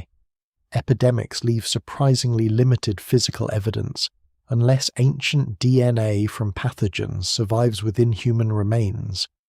Increasing mobility through expanding trade networks may unintentionally spread infectious diseases between settlements. Even relatively modest outbreaks could weaken already stressed populations. However, no single epidemic currently explains the widespread cultural transformations observed across all regions associated with the unnamed society. Perhaps the most convincing explanation lies not in any single cause but in their combination. Environmental stress reduces agricultural reliability. Population pressure intensifies competition for resources. Expanding trade introduces new technologies and cultural influences. Migration brings unfamiliar traditions and languages. Local conflicts occasionally disrupt long-standing relationships. Over many generations, these forces reinforce one another, gradually reshaping society until its earlier identity becomes almost impossible to recognize. The archaeological record offers haunting glimpses of this transition. Sacred sites that once attract visitors from wide regions receive fewer offerings. Monument construction slows dramatically. Distinctive pottery styles disappear, replaced by new forms reflecting different aesthetic traditions. Burial customs change sometimes abruptly. Entire craft techniques perfected over centuries are abandoned in favor of alternatives introduced from elsewhere. One particularly striking pattern is the reuse of older ceremonial landscapes by later populations who no longer fully understand their original purpose. Ancient burial mounds become landmarks incorporated into new belief systems. Standing stones remain visible across open fields long after the rituals surrounding their construction have been forgotten. Later communities treat these monuments with respect, curiosity, or even fear, weaving them into legends entirely separate from the intentions of their builders. Memory itself begins to fragment. Oral traditions can preserve astonishing detail across many generations, but they depend upon continuous transmission within stable communities. When migration scatter populations and cultural identities merge, stories inevitably change. Heroes become mythical figures. Sacred places acquire new explanations. Eventually, the oldest traditions survive only as faint echoes embedded within folklore, whose original meanings have long since vanished. Centuries pass. Forests reclaim abandoned fields. Rivers alter their courses slightly. Floods deposit fresh layers of sediment over forgotten settlements. Wind carries soil into collapsed houses until only subtle discolorations remain beneath the ground. Timber structures disappear almost completely, leaving archaeologists to reconstruct entire buildings from patterns of post holes scarcely visible after excavation. The landscape itself participates in the process of forgetting, yet traces endure in unexpected ways. Ancient field boundaries continue influencing later property divisions. Long-abandoned paths become medieval roads, because they still represent the easiest routes through difficult terrain. Sacred springs remain places of local reverence under entirely different religions. Techniques for shaping stone-weaving textiles, managing forests, or cultivating particular crops pass quietly into successor cultures without preserving the identity of those who first refined them. This is perhaps the greatest irony of the unnamed society. It does not fail because its people lack intelligence, resilience, or creativity. On the contrary, they adapt repeatedly to changing conditions for many centuries. Their disappearance results precisely because they change successfully enough to survive. They merge into the future rather than resisting it. Their descendants become part of new worlds, whose inhabitants gradually forget where many of their inherited traditions originate. By the end of this long transformation, no one remains capable of saying, "We are the people who built these monuments." The words themselves have disappeared. Languages have shifted. Ancestors have become anonymous. What once appears to be one recognizable society has dissolved into the broader current of human history. The civilization has not ended with the dramatic final act. Instead, it has done something far more common and far more profound. It has become invisible, leaving behind only scattered villages beneath forests, weathered stones upon lonely hills, and countless silent artifacts waiting patiently beneath the earth for people living thousands of years later to ask the question that no surviving voice can ever fully answer. Who were they? For thousands of years after the unnamed society fades from memory, its villages sleep beneath layers of soil that grow deeper with every passing century. Forests spread across abandoned fields, their roots weaving silently through collapsed walls and forgotten hearths. Rivers overflow their banks again and again, burying ancient settlements beneath fresh sediment. Wind carries dust into empty foundations until houses disappear entirely from the surface. Travelers cross these landscapes without suspecting that entire communities lie only a few feet beneath their footsteps. Later civilizations occasionally encounter fragments of this forgotten world without understanding what they have found. Farmers turning their fields uncover polished stone axes, unlike any tools they use themselves. Shepherds discover strange burial mounds rising gently above otherwise level ground. Massive standing stones dominate open landscapes, inspiring stories of giant spirits or supernatural builders. Ancient objects become detached from the people who created them, entering folklore instead of history. Throughout the classical period and well into the Middle Ages, mysterious monuments attract both fascination and misunderstanding. Without archaeology or scientific dating, observers naturally explain them using the cultural knowledge available to them. Some burial mounds are believed to contain legendary kings whose stories bear little connection to prehistoric reality. Stone circles become associated with magical ceremonies, forgotten saints, or mythical battles.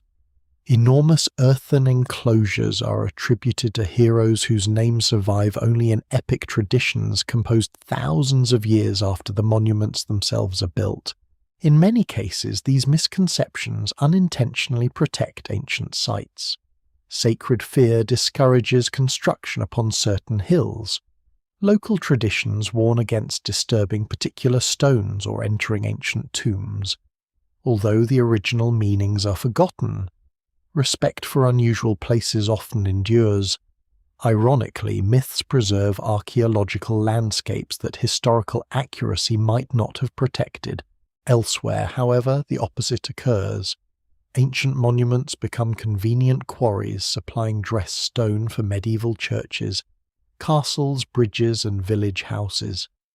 Burial mounds are levelled to create farmland. Timber preserved beneath wetlands is removed for construction without anyone realizing its extraordinary age.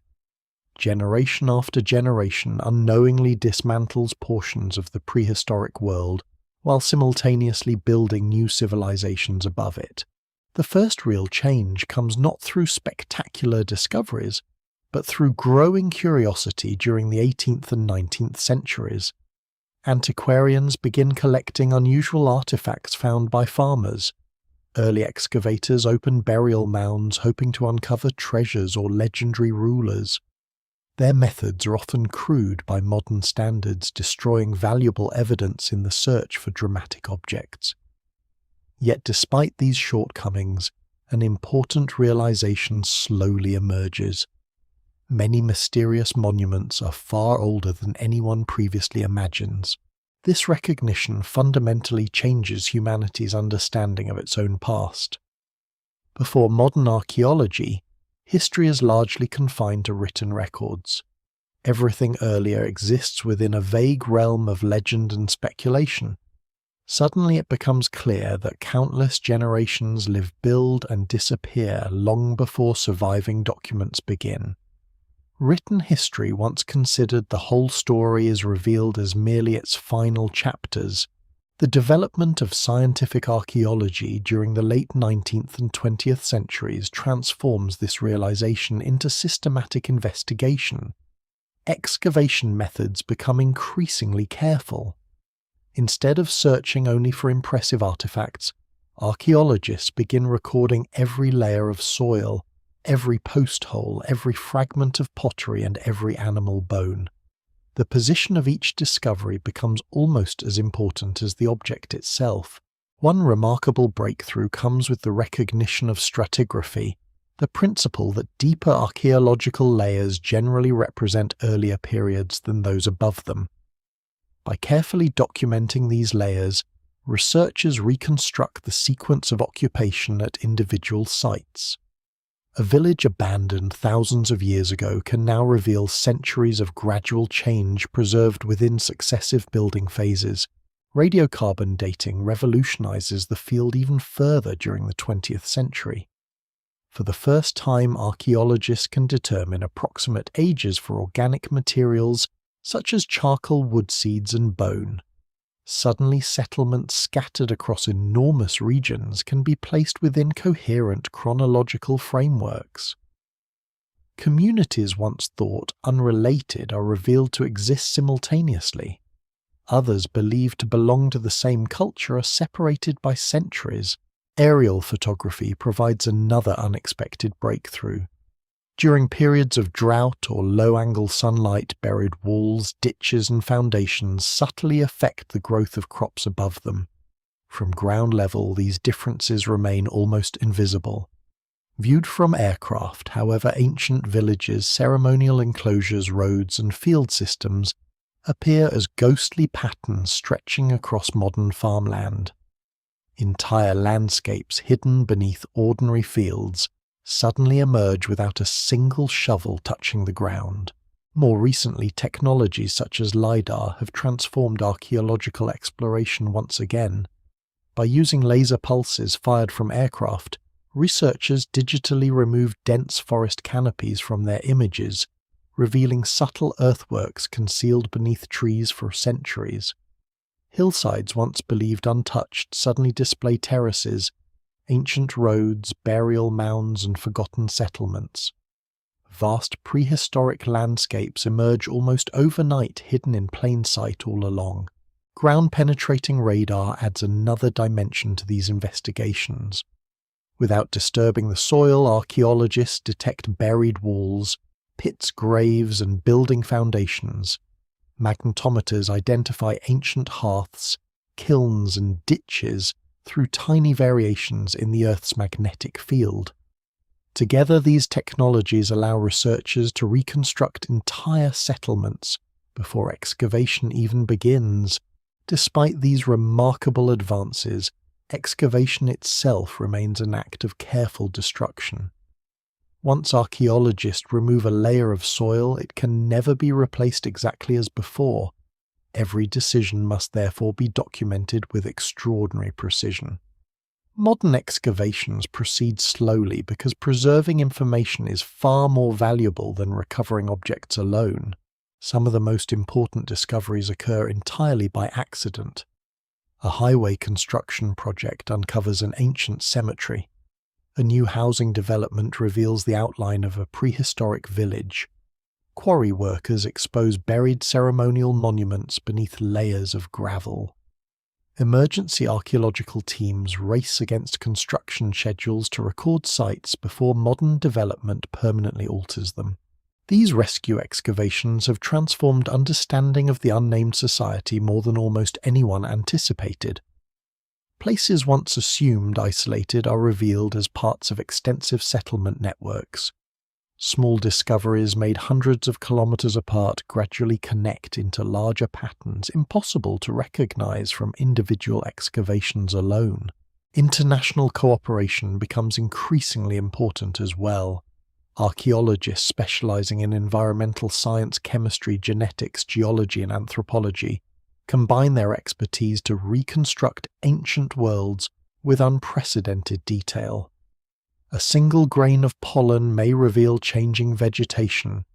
A fragment of charcoal identifies fuel sources. Microscopic residues preserved inside pottery reconstruct ancient meals. Tiny traces overlooked only decades earlier now contribute essential pieces to the puzzle. Yet for every question answered, several new mysteries appear. Scholars still debate how many of these settlements belong to one broad cultural tradition, rather than several overlapping societies. They continue discussing the extent of social hierarchy, the precise nature of religious beliefs, and the reasons behind regional differences visible in material culture. The evidence grows richer every year, but certainty remains elusive. Perhaps this uncertainty is appropriate.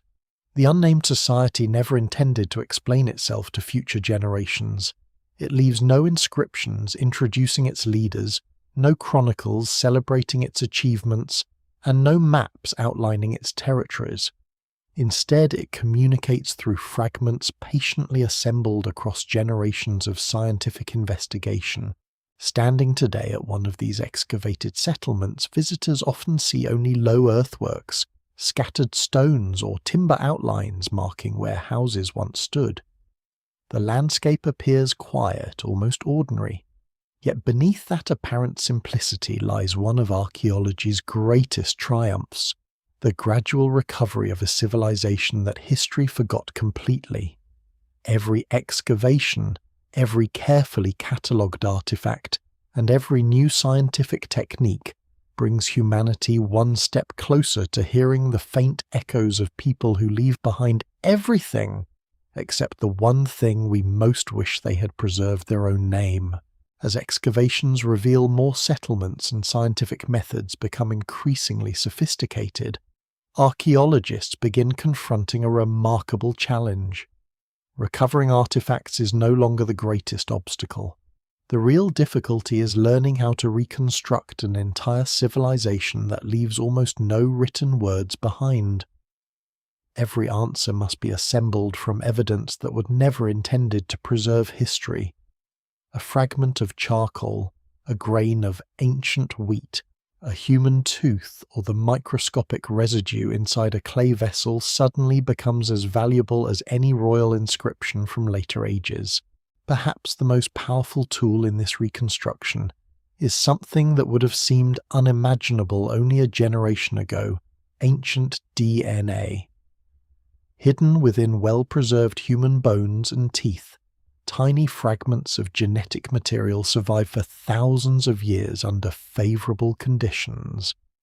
Advances in laboratory techniques now allow researchers to extract and sequence these fragments with astonishing precision, opening an entirely new window into prehistoric lives. The results are both illuminating and humbling. Rather than confirming simple stories of one people replacing another, genetic evidence consistently reveals long histories of mixture, migration, and adaptation. Communities that appear culturally similar may possess surprisingly diverse ancestry. Conversely, populations with different material traditions often share close biological relationships. Identity, it becomes clear, cannot be reduced to genetics alone.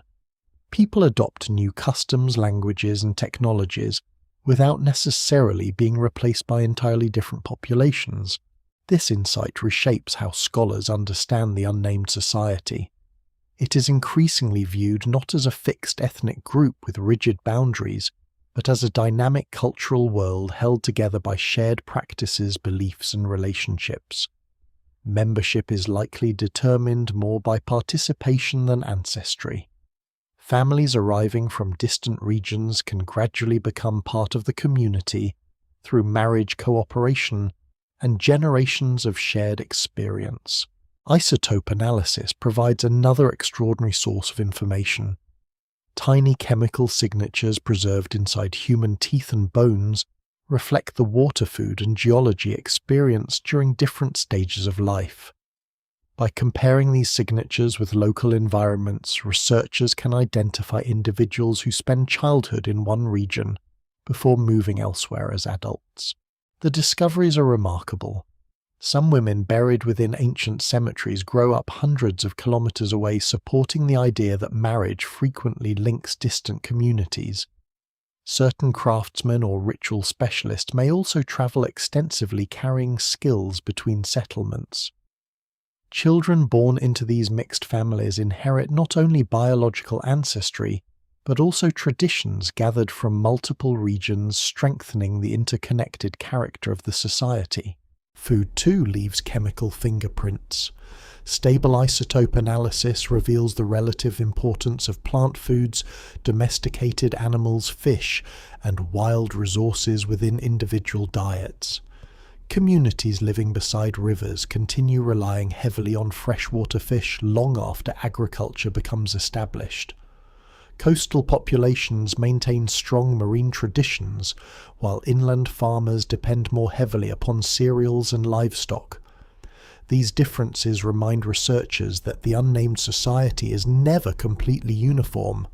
Shared identity exists alongside regional diversity.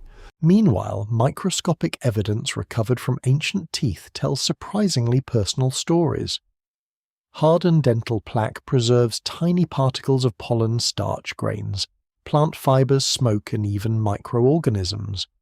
These microscopic remains reveal foods consumed shortly before death. Medicinal plants chewed for healing and environmental conditions experienced throughout daily life. One study identifies traces of medicinal herbs previously assumed unknown to prehistoric communities.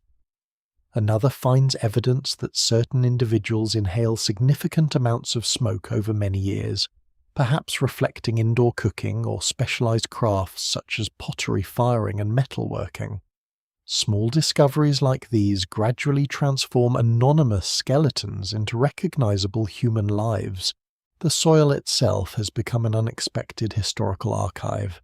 Every handful of earth collected during excavation contains pollen grains, fungal spores, insect remains, seeds, and microscopic charcoal fragments.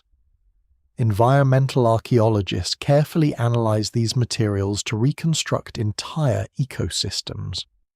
They identify which trees dominate nearby forests, which crops grow in surrounding fields, and whether livestock graze close to settlements.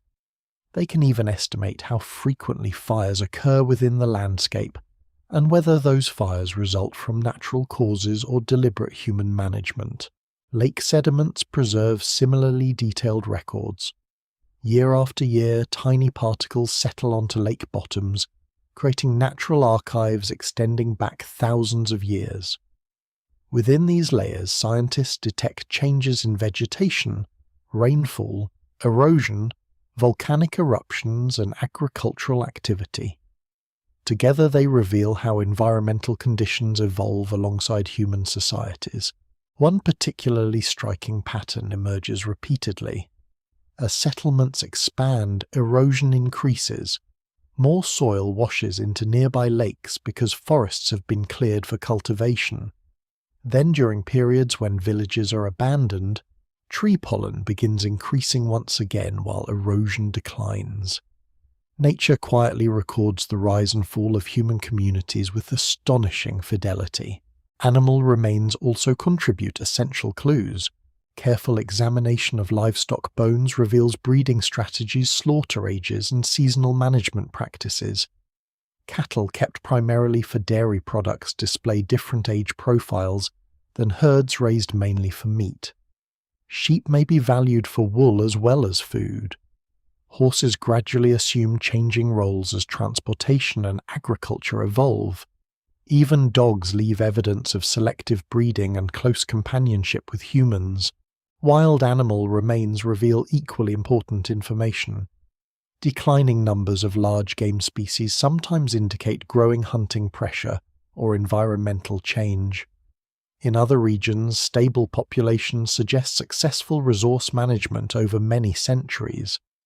Fish bones demonstrate sophisticated exploitation of rivers and coastal waters, often using techniques requiring detailed ecological knowledge passed through generations. Plants tell stories no less fascinating. Carbonized seeds recovered from ancient hearths identify cultivated cereals with remarkable precision. Weed species growing among those crops reveal farming methods, harvesting seasons, and field maintenance practices. Preserved fruits, nuts, and medicinal herbs demonstrate that agriculture never completely replaces gathering from surrounding forests. Even the smallest fragments of burned wood become valuable evidence.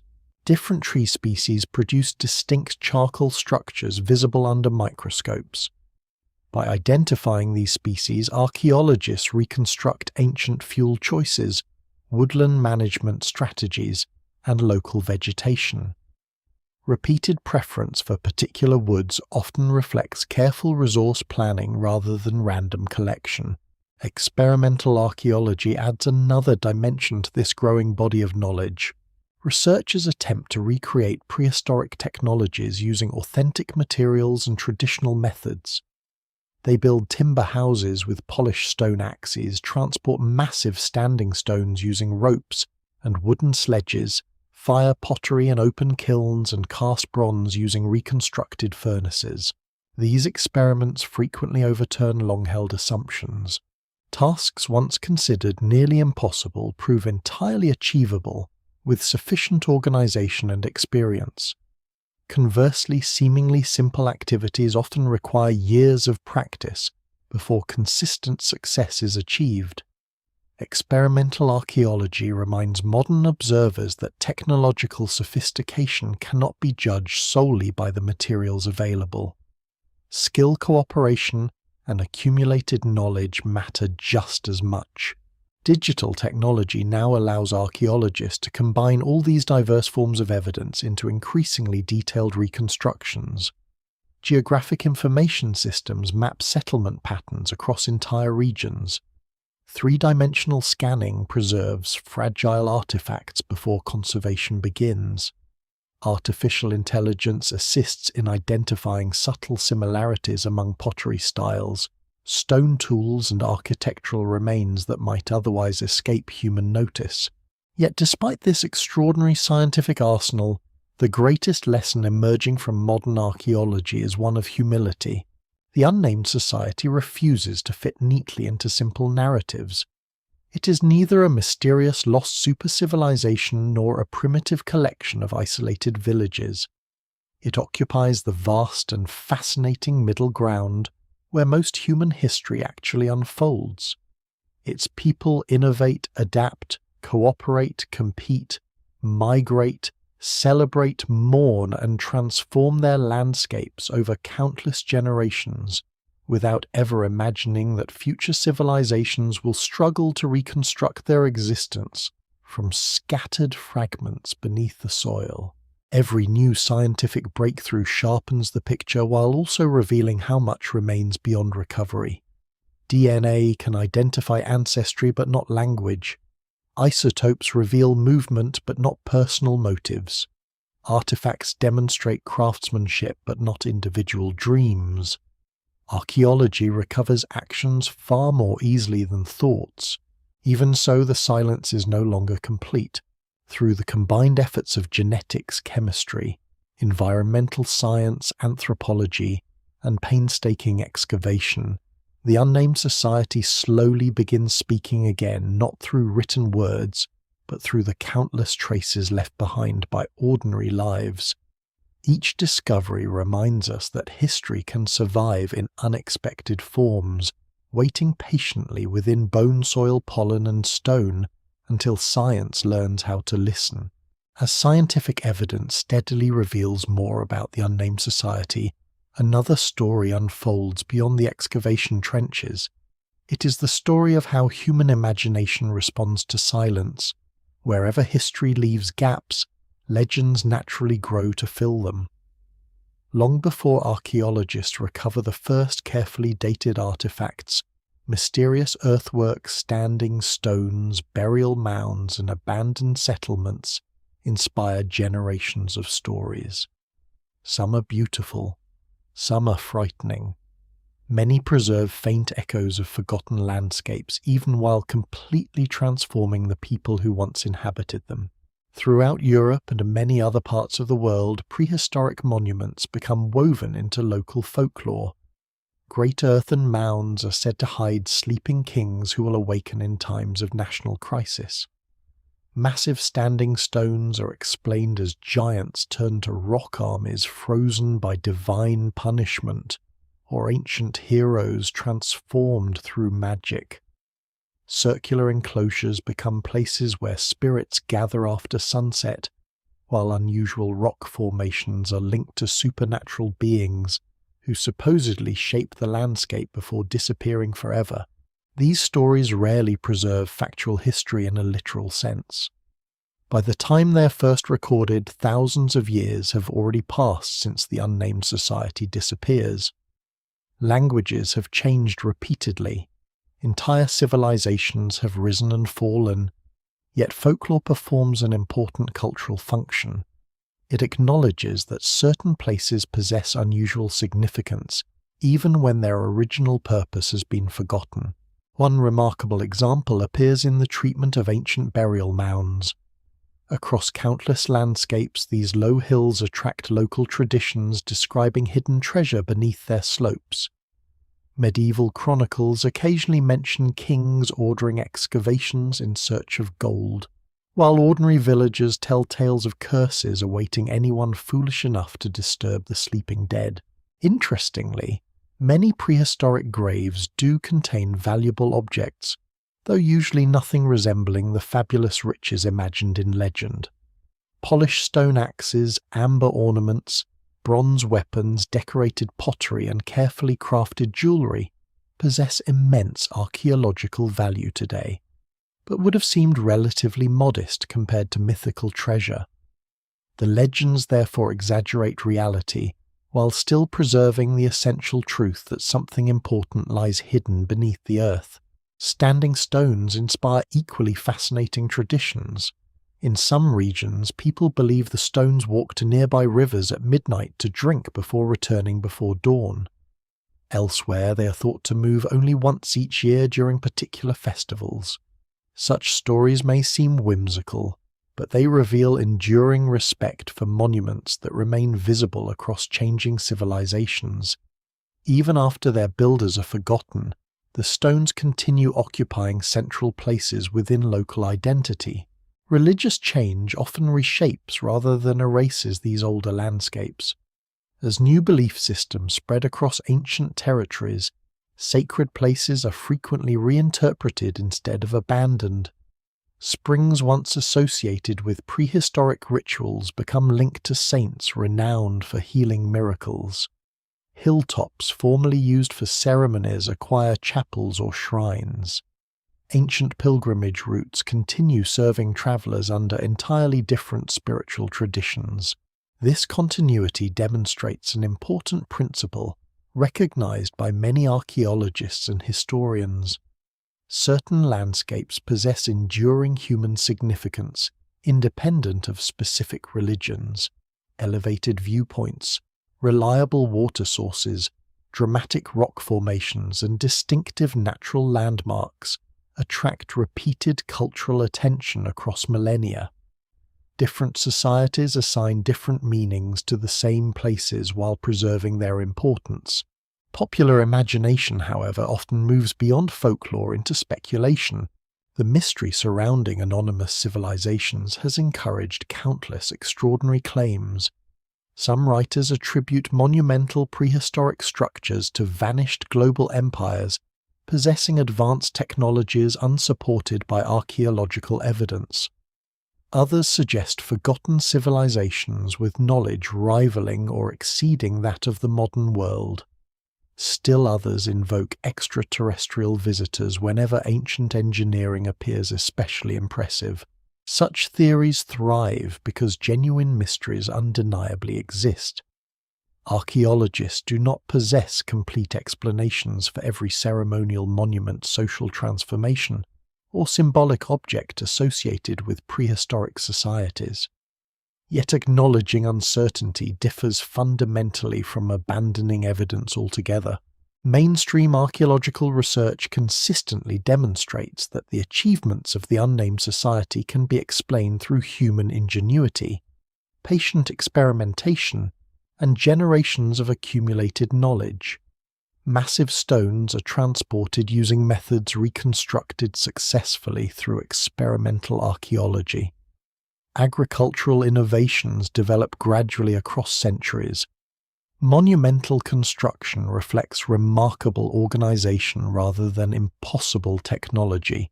Indeed, one of the most persistent misconceptions about prehistoric societies is the assumption that technological simplicity necessarily implies intellectual simplicity. The archaeological record repeatedly disproves this idea.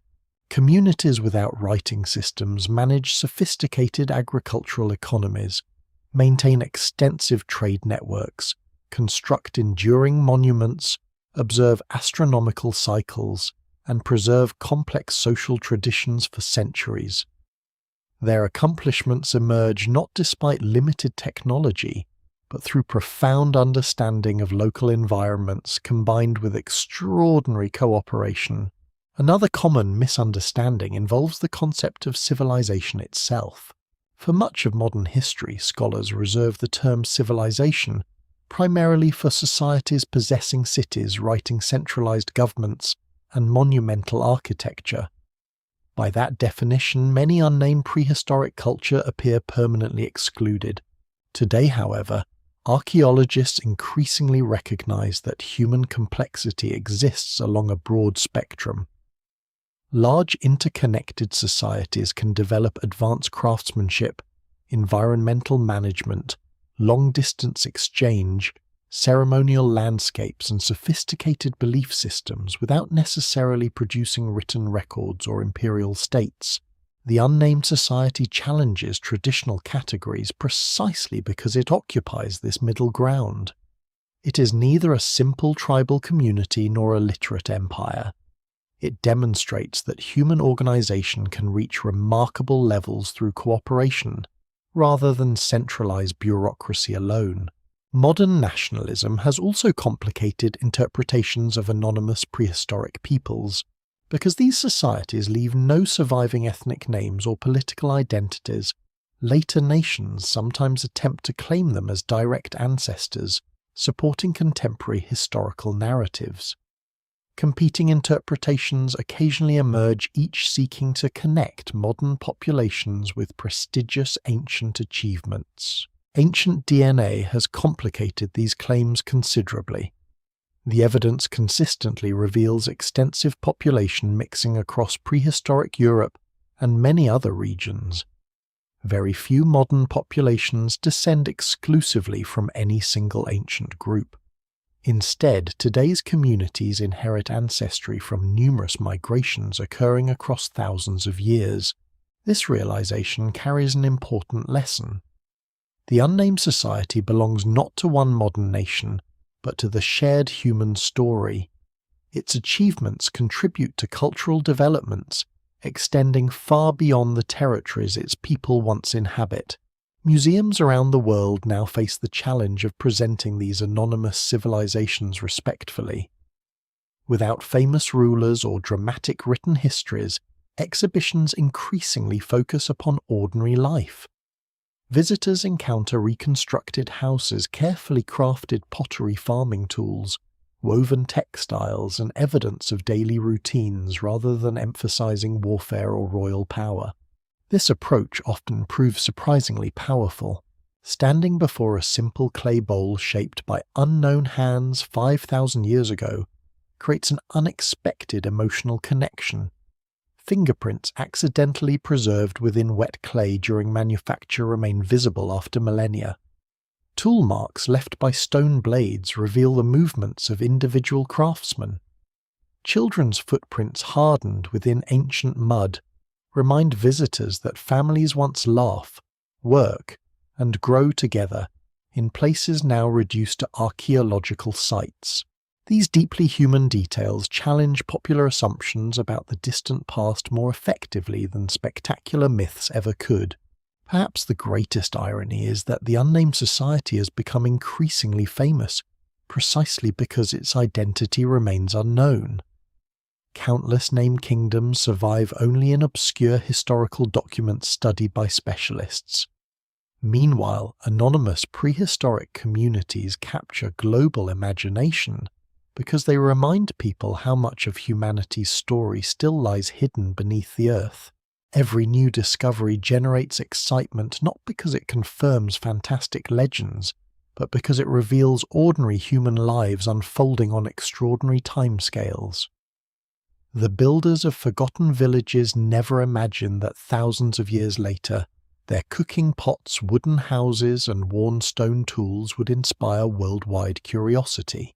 In the end, folklore speculation and scientific investigation all begin with the same simple experience, encountering traces of people whose voices have disappeared. The difference lies in how each responds to that silence. Legends create stories. Speculation invents certainty.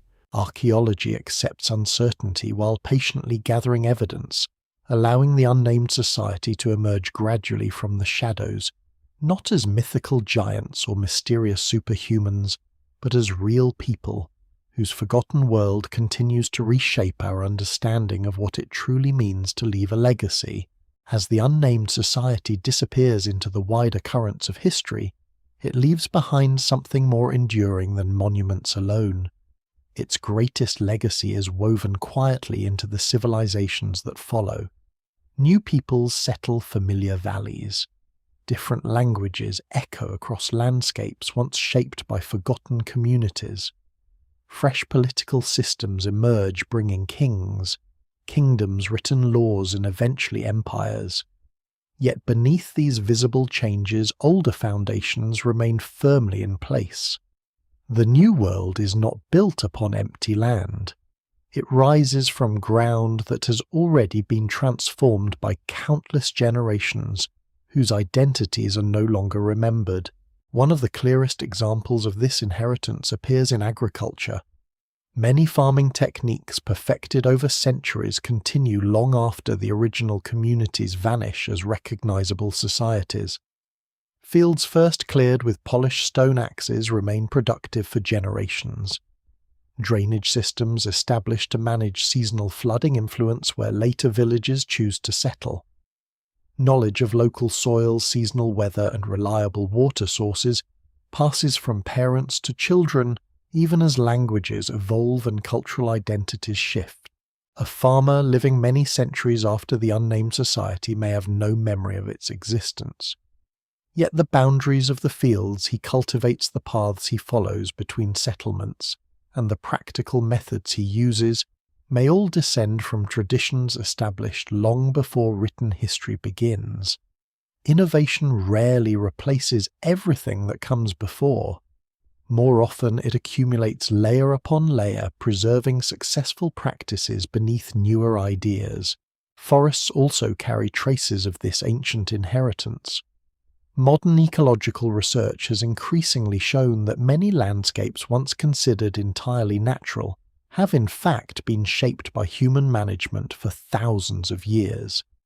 Patterns of tree distribution open woodland and meadow. Creation often reflect prehistoric decisions rather than untouched wilderness. Certain species flourish because generations of people selectively encourage them. Others decline after centuries of repeated harvesting. To later populations, these environments simply appear normal. The memory of deliberate management disappears while its ecological consequences endure. Roads provide another fascinating example of long-term continuity. Many ancient footpaths begin as practical routes connecting neighbouring settlements, river crossings, hunting grounds, and ceremonial sites. Centuries later, these same paths become tracks for traders, then roads for medieval travellers, and eventually foundations for modern transportation corridors. Engineers separated by millennia independently recognize the same natural advantages: gentle slopes, stable ground, and efficient passages through otherwise difficult terrain. Archaeologists frequently discover prehistoric pathways hidden beneath later roads, demonstrating that human movement through landscapes often follows remarkably consistent patterns across enormous spans of time. Sacred geography proves equally resilient. When later religious traditions spread into regions once occupied by the unnamed society, they rarely erase older landscapes completely. Instead, many sacred places acquire new identities while retaining their importance. Springs associated with prehistoric ceremonies become pilgrimage destinations under different faiths. Hilltops once crowned by timber shrines later receive stone chapels or monasteries. Ancient gathering places continue attracting communities because the locations themselves possess enduring significance. Scholars still debate exactly why certain landscapes remain spiritually meaningful across successive cultures. Some suggest practical visibility or accessibility. Others emphasize distinctive natural features, inspiring emotional responses regardless of specific belief systems. Whatever the explanation, the continuity is striking. Places chosen thousands of years ago continue shaping human experience long after their original purpose has vanished. Technological inheritance is equally profound. The unnamed society develops sophisticated methods of woodworking, pottery production, textile manufacture, and environmental management that later communities refine rather than reinvent. Knowledge spreads gradually through apprenticeships, family traditions, and daily practice instead of formal schools. By the time written history begins recording technical achievements, many essential skills have already undergone centuries of gradual improvement. Even metallurgy illustrates this cumulative process. Early experiments with copper and bronze establish principles that later ironworkers expand upon rather than replace entirely. Furnace design, charcoal production, or selection and casting techniques all evolve through long chains of experimentation, stretching far beyond the limits of surviving written records. Social traditions may prove even more enduring than technologies. Communal labour remains a defining feature of rural life across countless later societies. Seasonal cooperation during planting and harvest, shared maintenance of irrigation systems, collective construction projects, and reciprocal obligations between neighbouring families all possess deep prehistoric roots. Written legal codes eventually formalize some of these customs, but many originate long before literacy becomes widespread. Marriage alliances linking distant communities likewise continue shaping political and economic relationships for millennia. Although kingdoms eventually replace loosely connected village networks, the fundamental human practice of strengthening cooperation through family ties remains remarkably constant. Perhaps the most intriguing legacy lies in cultural memory itself. Oral traditions rarely preserve exact historical details across thousands of years, yet they often retain subtle echoes of much older realities. Myths, describing sacred hills, ancestral migrations, mysterious builders, or ancient floods, may combine countless historical experiences accumulated over generations. Archaeologists approach such traditions cautiously, recognizing that legends evolve continuously. Nevertheless, the possibility remains that faint reflections of the unnamed society survive within stories whose original meanings have long since transformed. Language presents one of the greatest mysteries.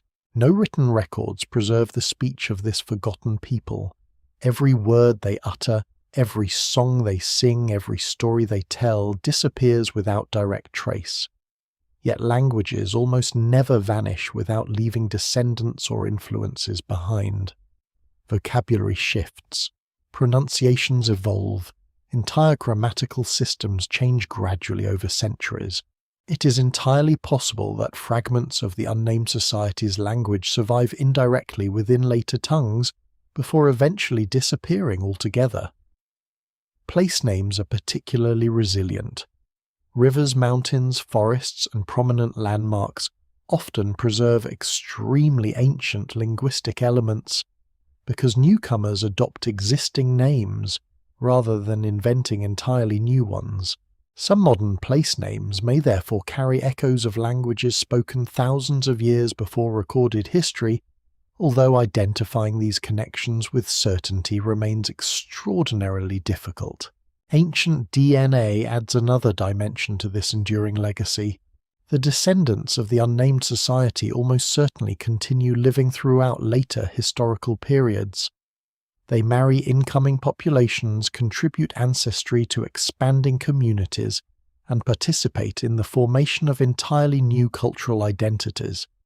The civilization disappears as a recognizable entity, but its people do not vanish from the human family. This realization challenges one of the oldest assumptions about historical collapse. Civilizations often seem to disappear because historians focus primarily on political institutions, monumental architecture, and written records. When these disappear, entire societies appear lost. Archaeology tells a different story. Most human populations adapt rather than vanish. They absorb newcomers, adopt new technologies, modify beliefs, and continue living under changing circumstances. The unnamed society becomes invisible not because its people cease to exist, but because history begins describing them using different names. Standing in many parts of Europe today, or indeed in numerous ancient landscapes across the world, it is entirely possible to overlook how deeply the distant past continues influencing the present. Modern villages occupy locations selected thousands of years earlier for practical reasons that remain valid. Agricultural fields follow prehistoric boundaries. Roads trace ancient pathways. Sacred places attract visitors under new traditions. Forests bear ecological signatures created by forgotten hands. The landscape itself remembers even when humanity does not. This may be the most extraordinary achievement of the unnamed society. It constructs no empire celebrated in textbooks. It leaves no royal chronicles proclaiming military victories. Instead, it shapes the physical world so successfully that later civilizations inherit its work almost without noticing. Its legacy becomes invisible precisely because it is everywhere.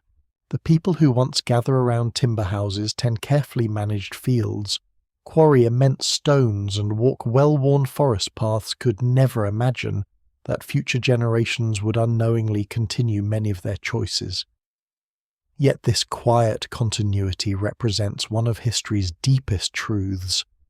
Human civilization advances not through isolated revolutions alone, but through countless anonymous contributions layered patiently across time.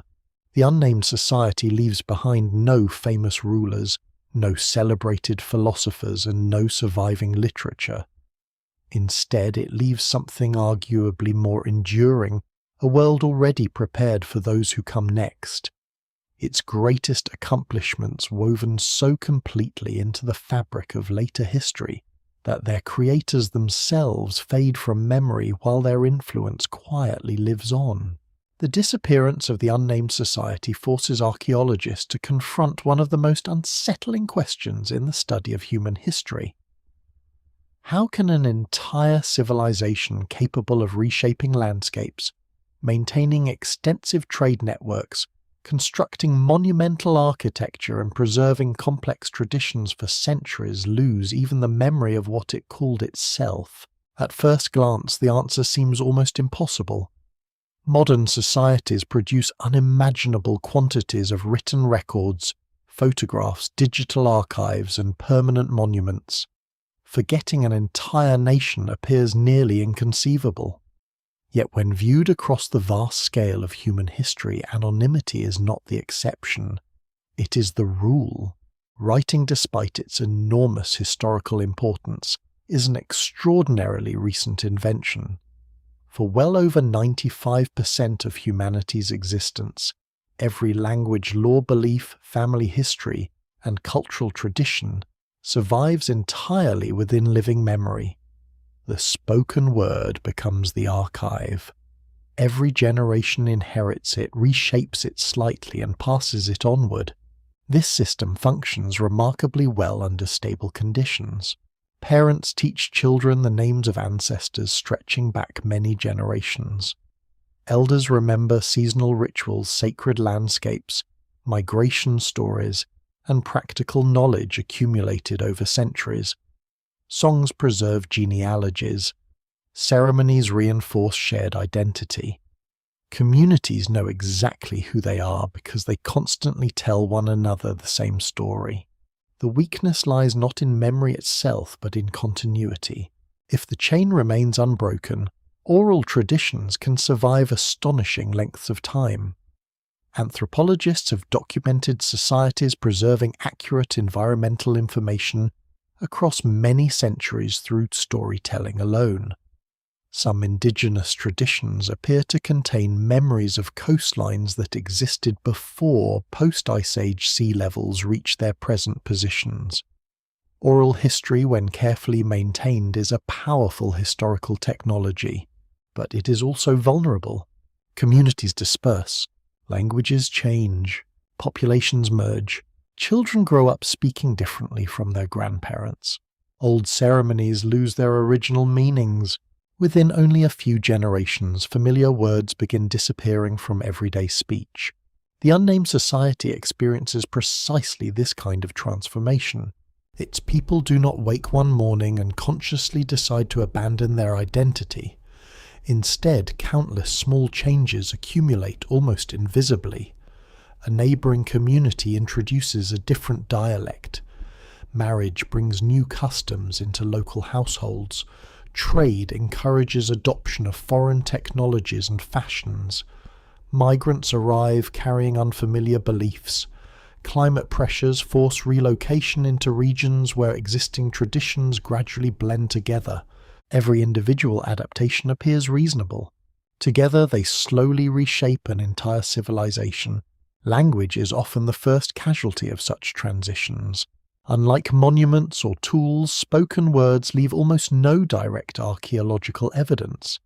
Entire vocabularies can disappear without preserving a single trace, unless later writers happen to record them.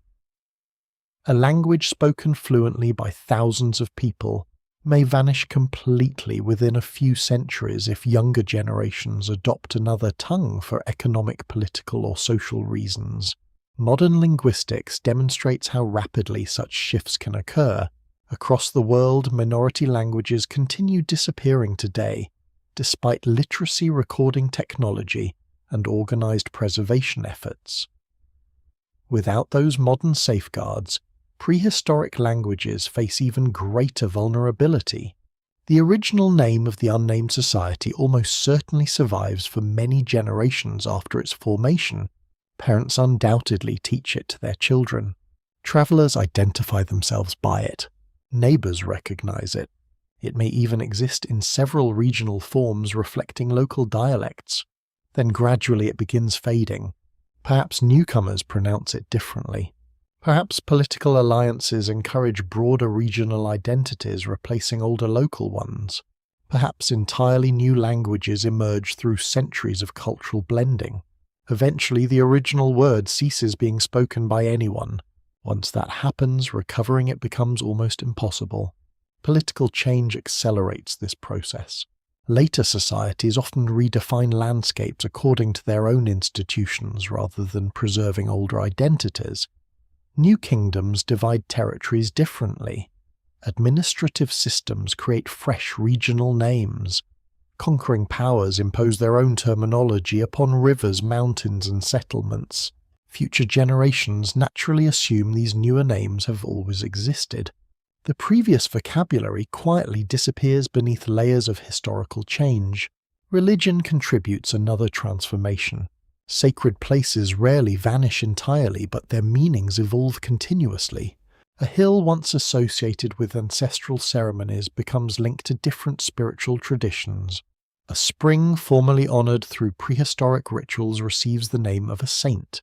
An ancient festival survives but is celebrated under an entirely new religious calendar. The physical location remains unchanged. Its identity does not. Archaeologists frequently encounter this phenomenon while studying ceremonial landscapes. Monuments remain visible across thousands of years, yet each civilization interprets them differently. Meaning proves far less durable than stone. Ironically, success itself can erase memory. Societies that influence later cultures extensively often disappear because their innovations become ordinary. Agricultural methods spread so widely that nobody remembers who first develops them. Trade routes continue functioning under different political systems. Construction techniques become common knowledge. Practical wisdom survives while its creators are forgotten. Modern technology offers striking parallels. Few people can name the inventors responsible for countless everyday innovations shaping ordinary life. The technologies endure because they work. Individual identities gradually recede behind widespread adoption. The unnamed society experiences this process on a civilizational scale. Its descendants continue using inherited knowledge without necessarily preserving awareness of its prehistoric origins. Archaeological classification unintentionally reinforces this anonymity. Modern researchers assign names based upon excavation sites, distinctive pottery styles, river valleys, or geographical regions because authentic self-identifications no longer survive. Cultures become known as the people associated with this site, rather than by the names they actually use. These labels are scientifically useful but historically artificial. The real names remain forever beyond recovery. This realization carries important philosophical implications. History often appears dominated by famous rulers whose names fill textbooks. Yet those individuals represent only a tiny fraction of humanity's past. Behind every recorded empire stand countless anonymous generations clearing forests, cultivating fields, building roads, raising children, preserving knowledge, and creating the conditions making later civilizations possible. Most never expect recognition. Most never receive it. Their achievements nevertheless shape the future. The unnamed society simply makes this universal pattern impossible to ignore. Its anonymity reminds us that written history captures only a narrow slice of human experience. Everything outside that written record risks becoming invisible unless archaeology intervenes. Even archaeology has limits. Excavation can recover houses but not conversations, tools but not personal ambitions. burial practices but not individual grief, trade goods but not the stories exchanged during long journeys. Scientific methods continue advancing every decade, yet certain aspects of ancient life remain permanently inaccessible. Rather than diminishing the past, this uncertainty makes it more profoundly human. No civilization ever believes it will be forgotten. Every generation assumes its customs, language, and identity possess lasting significance. The unnamed society almost certainly shares that confidence. Parents teaching children ancient traditions cannot imagine a future where no one remembers the words they speak. Builders raising ceremonial monuments likely believe their purpose will always be understood. Farmers clearing fields expect descendants to inherit both land and memory together. Time quietly proves otherwise. The fields survive, the monuments endure, the descendants continue living, only the names disappear. Perhaps that is why the unnamed society resonates so deeply today. It reveals that memory itself is fragile, not because people fail to care about their past, but because history is constantly reshaped by migration, adaptation, environmental change, and cultural transformation. For every civilization remembered by name, many others contribute just as profoundly, while gradually dissolving into anonymity. Their stories do not end. They simply become part of everyone else's. Standing before an ancient burial mound or weathered circle of stones, it is tempting to wonder what forgotten word once united the people who gathered there. No excavation is likely to recover it, yet perhaps the greater lesson lies elsewhere. A civilization does not become important because future generations remember its name. It becomes important because its influence continues long after the name itself has been lost. There is a quiet irony at the heart of human history. The civilizations that often dominate textbooks are those fortunate enough to leave behind written records, monumental inscriptions, or chroniclers eager to preserve their victories. Yet beneath every famous kingdom lies a much older foundation, built by people who expected no audience beyond their own descendants. They planted forests they would never see mature, cleared fields that would feed generations not yet born, established pathways that would become roads, and shaped landscapes so completely that later societies accepted them as part of the natural world. The unnamed society belongs to this deeper history, where influence is measured not by recognition, but by endurance. Looking across the archaeological record as a whole, one truth becomes increasingly difficult to ignore. Human civilization has never advanced through isolated moments of sudden brilliance. Instead, it grows through countless anonymous contributions layered patiently across thousands of years. Every innovation rests upon earlier experiments. Every successful settlement inherits knowledge accumulated elsewhere. Every generation modifies rather than entirely replacing what comes before. The people whose names survive are often only the most visible participants in a story written collectively by millions whose identities disappear. The unnamed society illustrates this pattern with remarkable clarity. Its members never build vast imperial capitals dominating entire continents. They leave no libraries filled with political speeches or philosophical treatises. Their rulers, if such rulers exist in recognizable form, remain archaeologically elusive, yet they accomplish something equally significant. They demonstrate that stable, interconnected, technically skilled, environmentally knowledgeable communities can flourish for centuries without relying upon centralized empires or extensive written administration. Their success depends instead upon cooperation. Knowledge flows through apprenticeship rather than formal schools. Law survives through shared custom rather than written codes. Trade expands through trust established across generations. Engineering develops through repeated experimentation. Religion binds communities together through places and ceremonies rather than sacred texts. Everything essential exists within living relationships. Modern societies sometimes underestimate systems built upon memory because written documentation has become so familiar. Yet archaeology repeatedly reveals that oral cultures preserve astonishing levels of complexity. The unnamed society coordinates monumental construction, manages extensive agricultural landscapes, and maintains exchange networks spanning enormous distances without producing the archives historians usually depend upon. Its disappearance, therefore, should not be interpreted as failure. Civilizations are not immortal. Neither are languages, religions, political systems, nor cultural identities. Every society exists within changing environments shaped by climate, migration, innovation, disease, and simple human adaptation. The unnamed society changes because life itself changes. Its descendants inherit new opportunities alongside new challenges. Different identities gradually replace older ones until no clear boundary separates continuation from transformation. This process continues throughout history. The Roman Empire disappears, yet millions continue speaking descendant languages. Ancient kingdoms vanish while their agricultural systems remain active. Religious traditions evolve through centuries of reinterpretation. Political borders shift repeatedly while communities continue occupying the same valleys. Collapse often conceals continuity. Archaeology has fundamentally reshaped this understanding. Earlier generations of historians frequently describe civilizations as rising dramatically before collapsing into oblivion. Modern evidence paints a more nuanced picture. Populations move, cultures merge, technologies spread. Ideas survive independent of governments.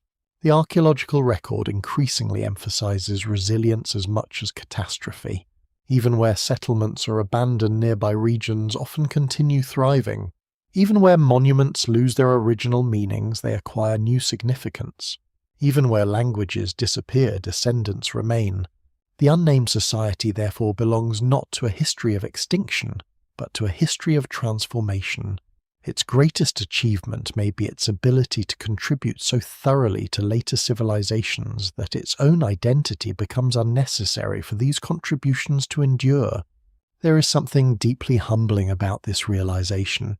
Modern civilization often places extraordinary emphasis upon recognition. Individuals seek lasting reputations. Institutions preserve names upon buildings. Nations commemorate founders through monuments and anniversaries. Yet the archaeological record suggests that humanity's most enduring accomplishments frequently emerge from people who remain anonymous. The builders of prehistoric trackways across wetlands almost certainly never imagined that fragments of their wooden roads will survive beneath peat for thousands of years. The potter leaving fingerprints upon wet clay cannot imagine scientists examining them millennia later. The farmer experimenting with improved cultivation techniques has no reason to believe descendants will continue benefiting from those discoveries long after every personal memory disappears. Their work nevertheless continues. Perhaps this is why excavating prehistoric settlements often feels unexpectedly intimate. Unlike royal palaces designed to impress ordinary villages preserve the rhythms of everyday existence. Grinding stones worn smooth through decades of preparing meals. Fireplaces blackened by countless evenings of shared conversation. Children's footprints preserved accidentally in drying clay. Broken tools repaired repeatedly because replacing them requires immense effort. Simple objects reveal lives built not around historical fame, but around family cooperation, responsibility, and hope for the future. Across thousands of excavations worldwide, these ordinary moments accumulate into something extraordinary. They demonstrate that humanity's shared history belongs not only to rulers and conquerors, but equally to farmers, builders, craftspeople, herders, fisherfolk, parents, and children, whose names vanish while their influence quietly remains. Standing today within the reconstructed outline of one of these ancient villages requires a certain act of imagination. The timber houses are gone. The smoke has faded. The voices have fallen silent. Birdsong now fills spaces once occupied by human conversation. Trees cast shadows across ground where children once played. Wind moves gently through grass growing above buried foundations. At first the landscape appears empty. Then slowly it begins to feel full again. Every shallow depression marks a former house. Every darker patch of soil indicates an ancient hearth. Every fragment of pottery recalls hands shaping wet clay beside long-forgotten fires. The silence no longer represents absence. It becomes another form of presence. The unnamed society cannot introduce itself through surviving inscriptions. It cannot explain its beliefs in written words. It cannot tell us the names parents give their children or the songs sung during seasonal festivals. Those voices have passed beyond recovery. Yet through patient archaeology, environmental science, genetics, and careful observation, another kind of conversation has begun. Not one spoken through language but through evidence. Not one offering certainty but understanding. Each generation of researchers uncovers another small fragment, a new settlement, an unexpected trade route, an ancient genome, a preserved field system, a ceremonial monument aligned with the rising sun. Together, these discoveries continue expanding one of humanity's most remarkable stories, the story of a civilization remembered not because history records its name, but because the earth itself refuses to let its existence disappear completely. Its identity may remain forever unknown. Its achievements do not. And perhaps that is the most enduring legacy any civilization can leave, not to be remembered for what it called itself, but to have shaped the human journey so deeply that long after every name has faded, the world still quietly carries the imprint of its hands. The traces of the unnamed society eventually return to silence, but it is no longer the silence of absence. It becomes the quiet that settles after a story has finally been heard, even if parts of it remain forever unfinished. Across forests, river valleys, rolling hills, and forgotten clearings, the landscape continues carrying memories that no human mind can fully hold. The stones remain where careful hands once lifted them. Ancient pathways still guide travellers without announcing how old they truly are. Beneath fields harvested year after year, the outlines of vanished homes wait patiently beneath the soil, unchanged by the passing centuries above them. What makes this forgotten civilization remarkable is not simply that its name has disappeared. It is that its people remind us how much of human history has always depended on ordinary lives rather than extraordinary rulers. They wake before sunrise to tend fields. They shape clay into vessels that will serve their families through countless meals. They teach children how to recognize changing seasons, where to find clean water, how to repair a roof before winter arrives, and how to honor those who came before. These quiet acts rarely find their way into written history, yet they become the foundation upon which every later civilization is built. Time has a curious way of preserving what seems least important, while erasing what once appears permanent. Great political systems dissolve, languages transform beyond recognition, borders vanish. Yet a well-chosen settlement remains attractive for thousands of years. A carefully managed landscape continues supporting life long after its first caretakers are forgotten. Practical wisdom passes invisibly from one generation to another, until nobody remembers where it begins. Perhaps that is the deepest lesson left behind by the ancient society that leaves no name. Human history is far larger than the pages of surviving chronicles. Beneath every familiar chapter lies another story quieter and older, written not with ink but with soil, stone, timber, pollen, and bone. It is a story of adaptation rather than conquest, of continuity rather than spectacle, and of countless anonymous people whose greatest achievement is leaving the world slightly better prepared for those who follow. As evening settles across the imagined landscape once more, the villages fade gently into the gathering dusk. Smoke no longer rises from their hearths, and the voices carried on the wind have long since disappeared. Yet the rivers continue flowing as they always have, forests breathe through another changing season, and the stars return above the same horizons watched by generations whose names are forever lost.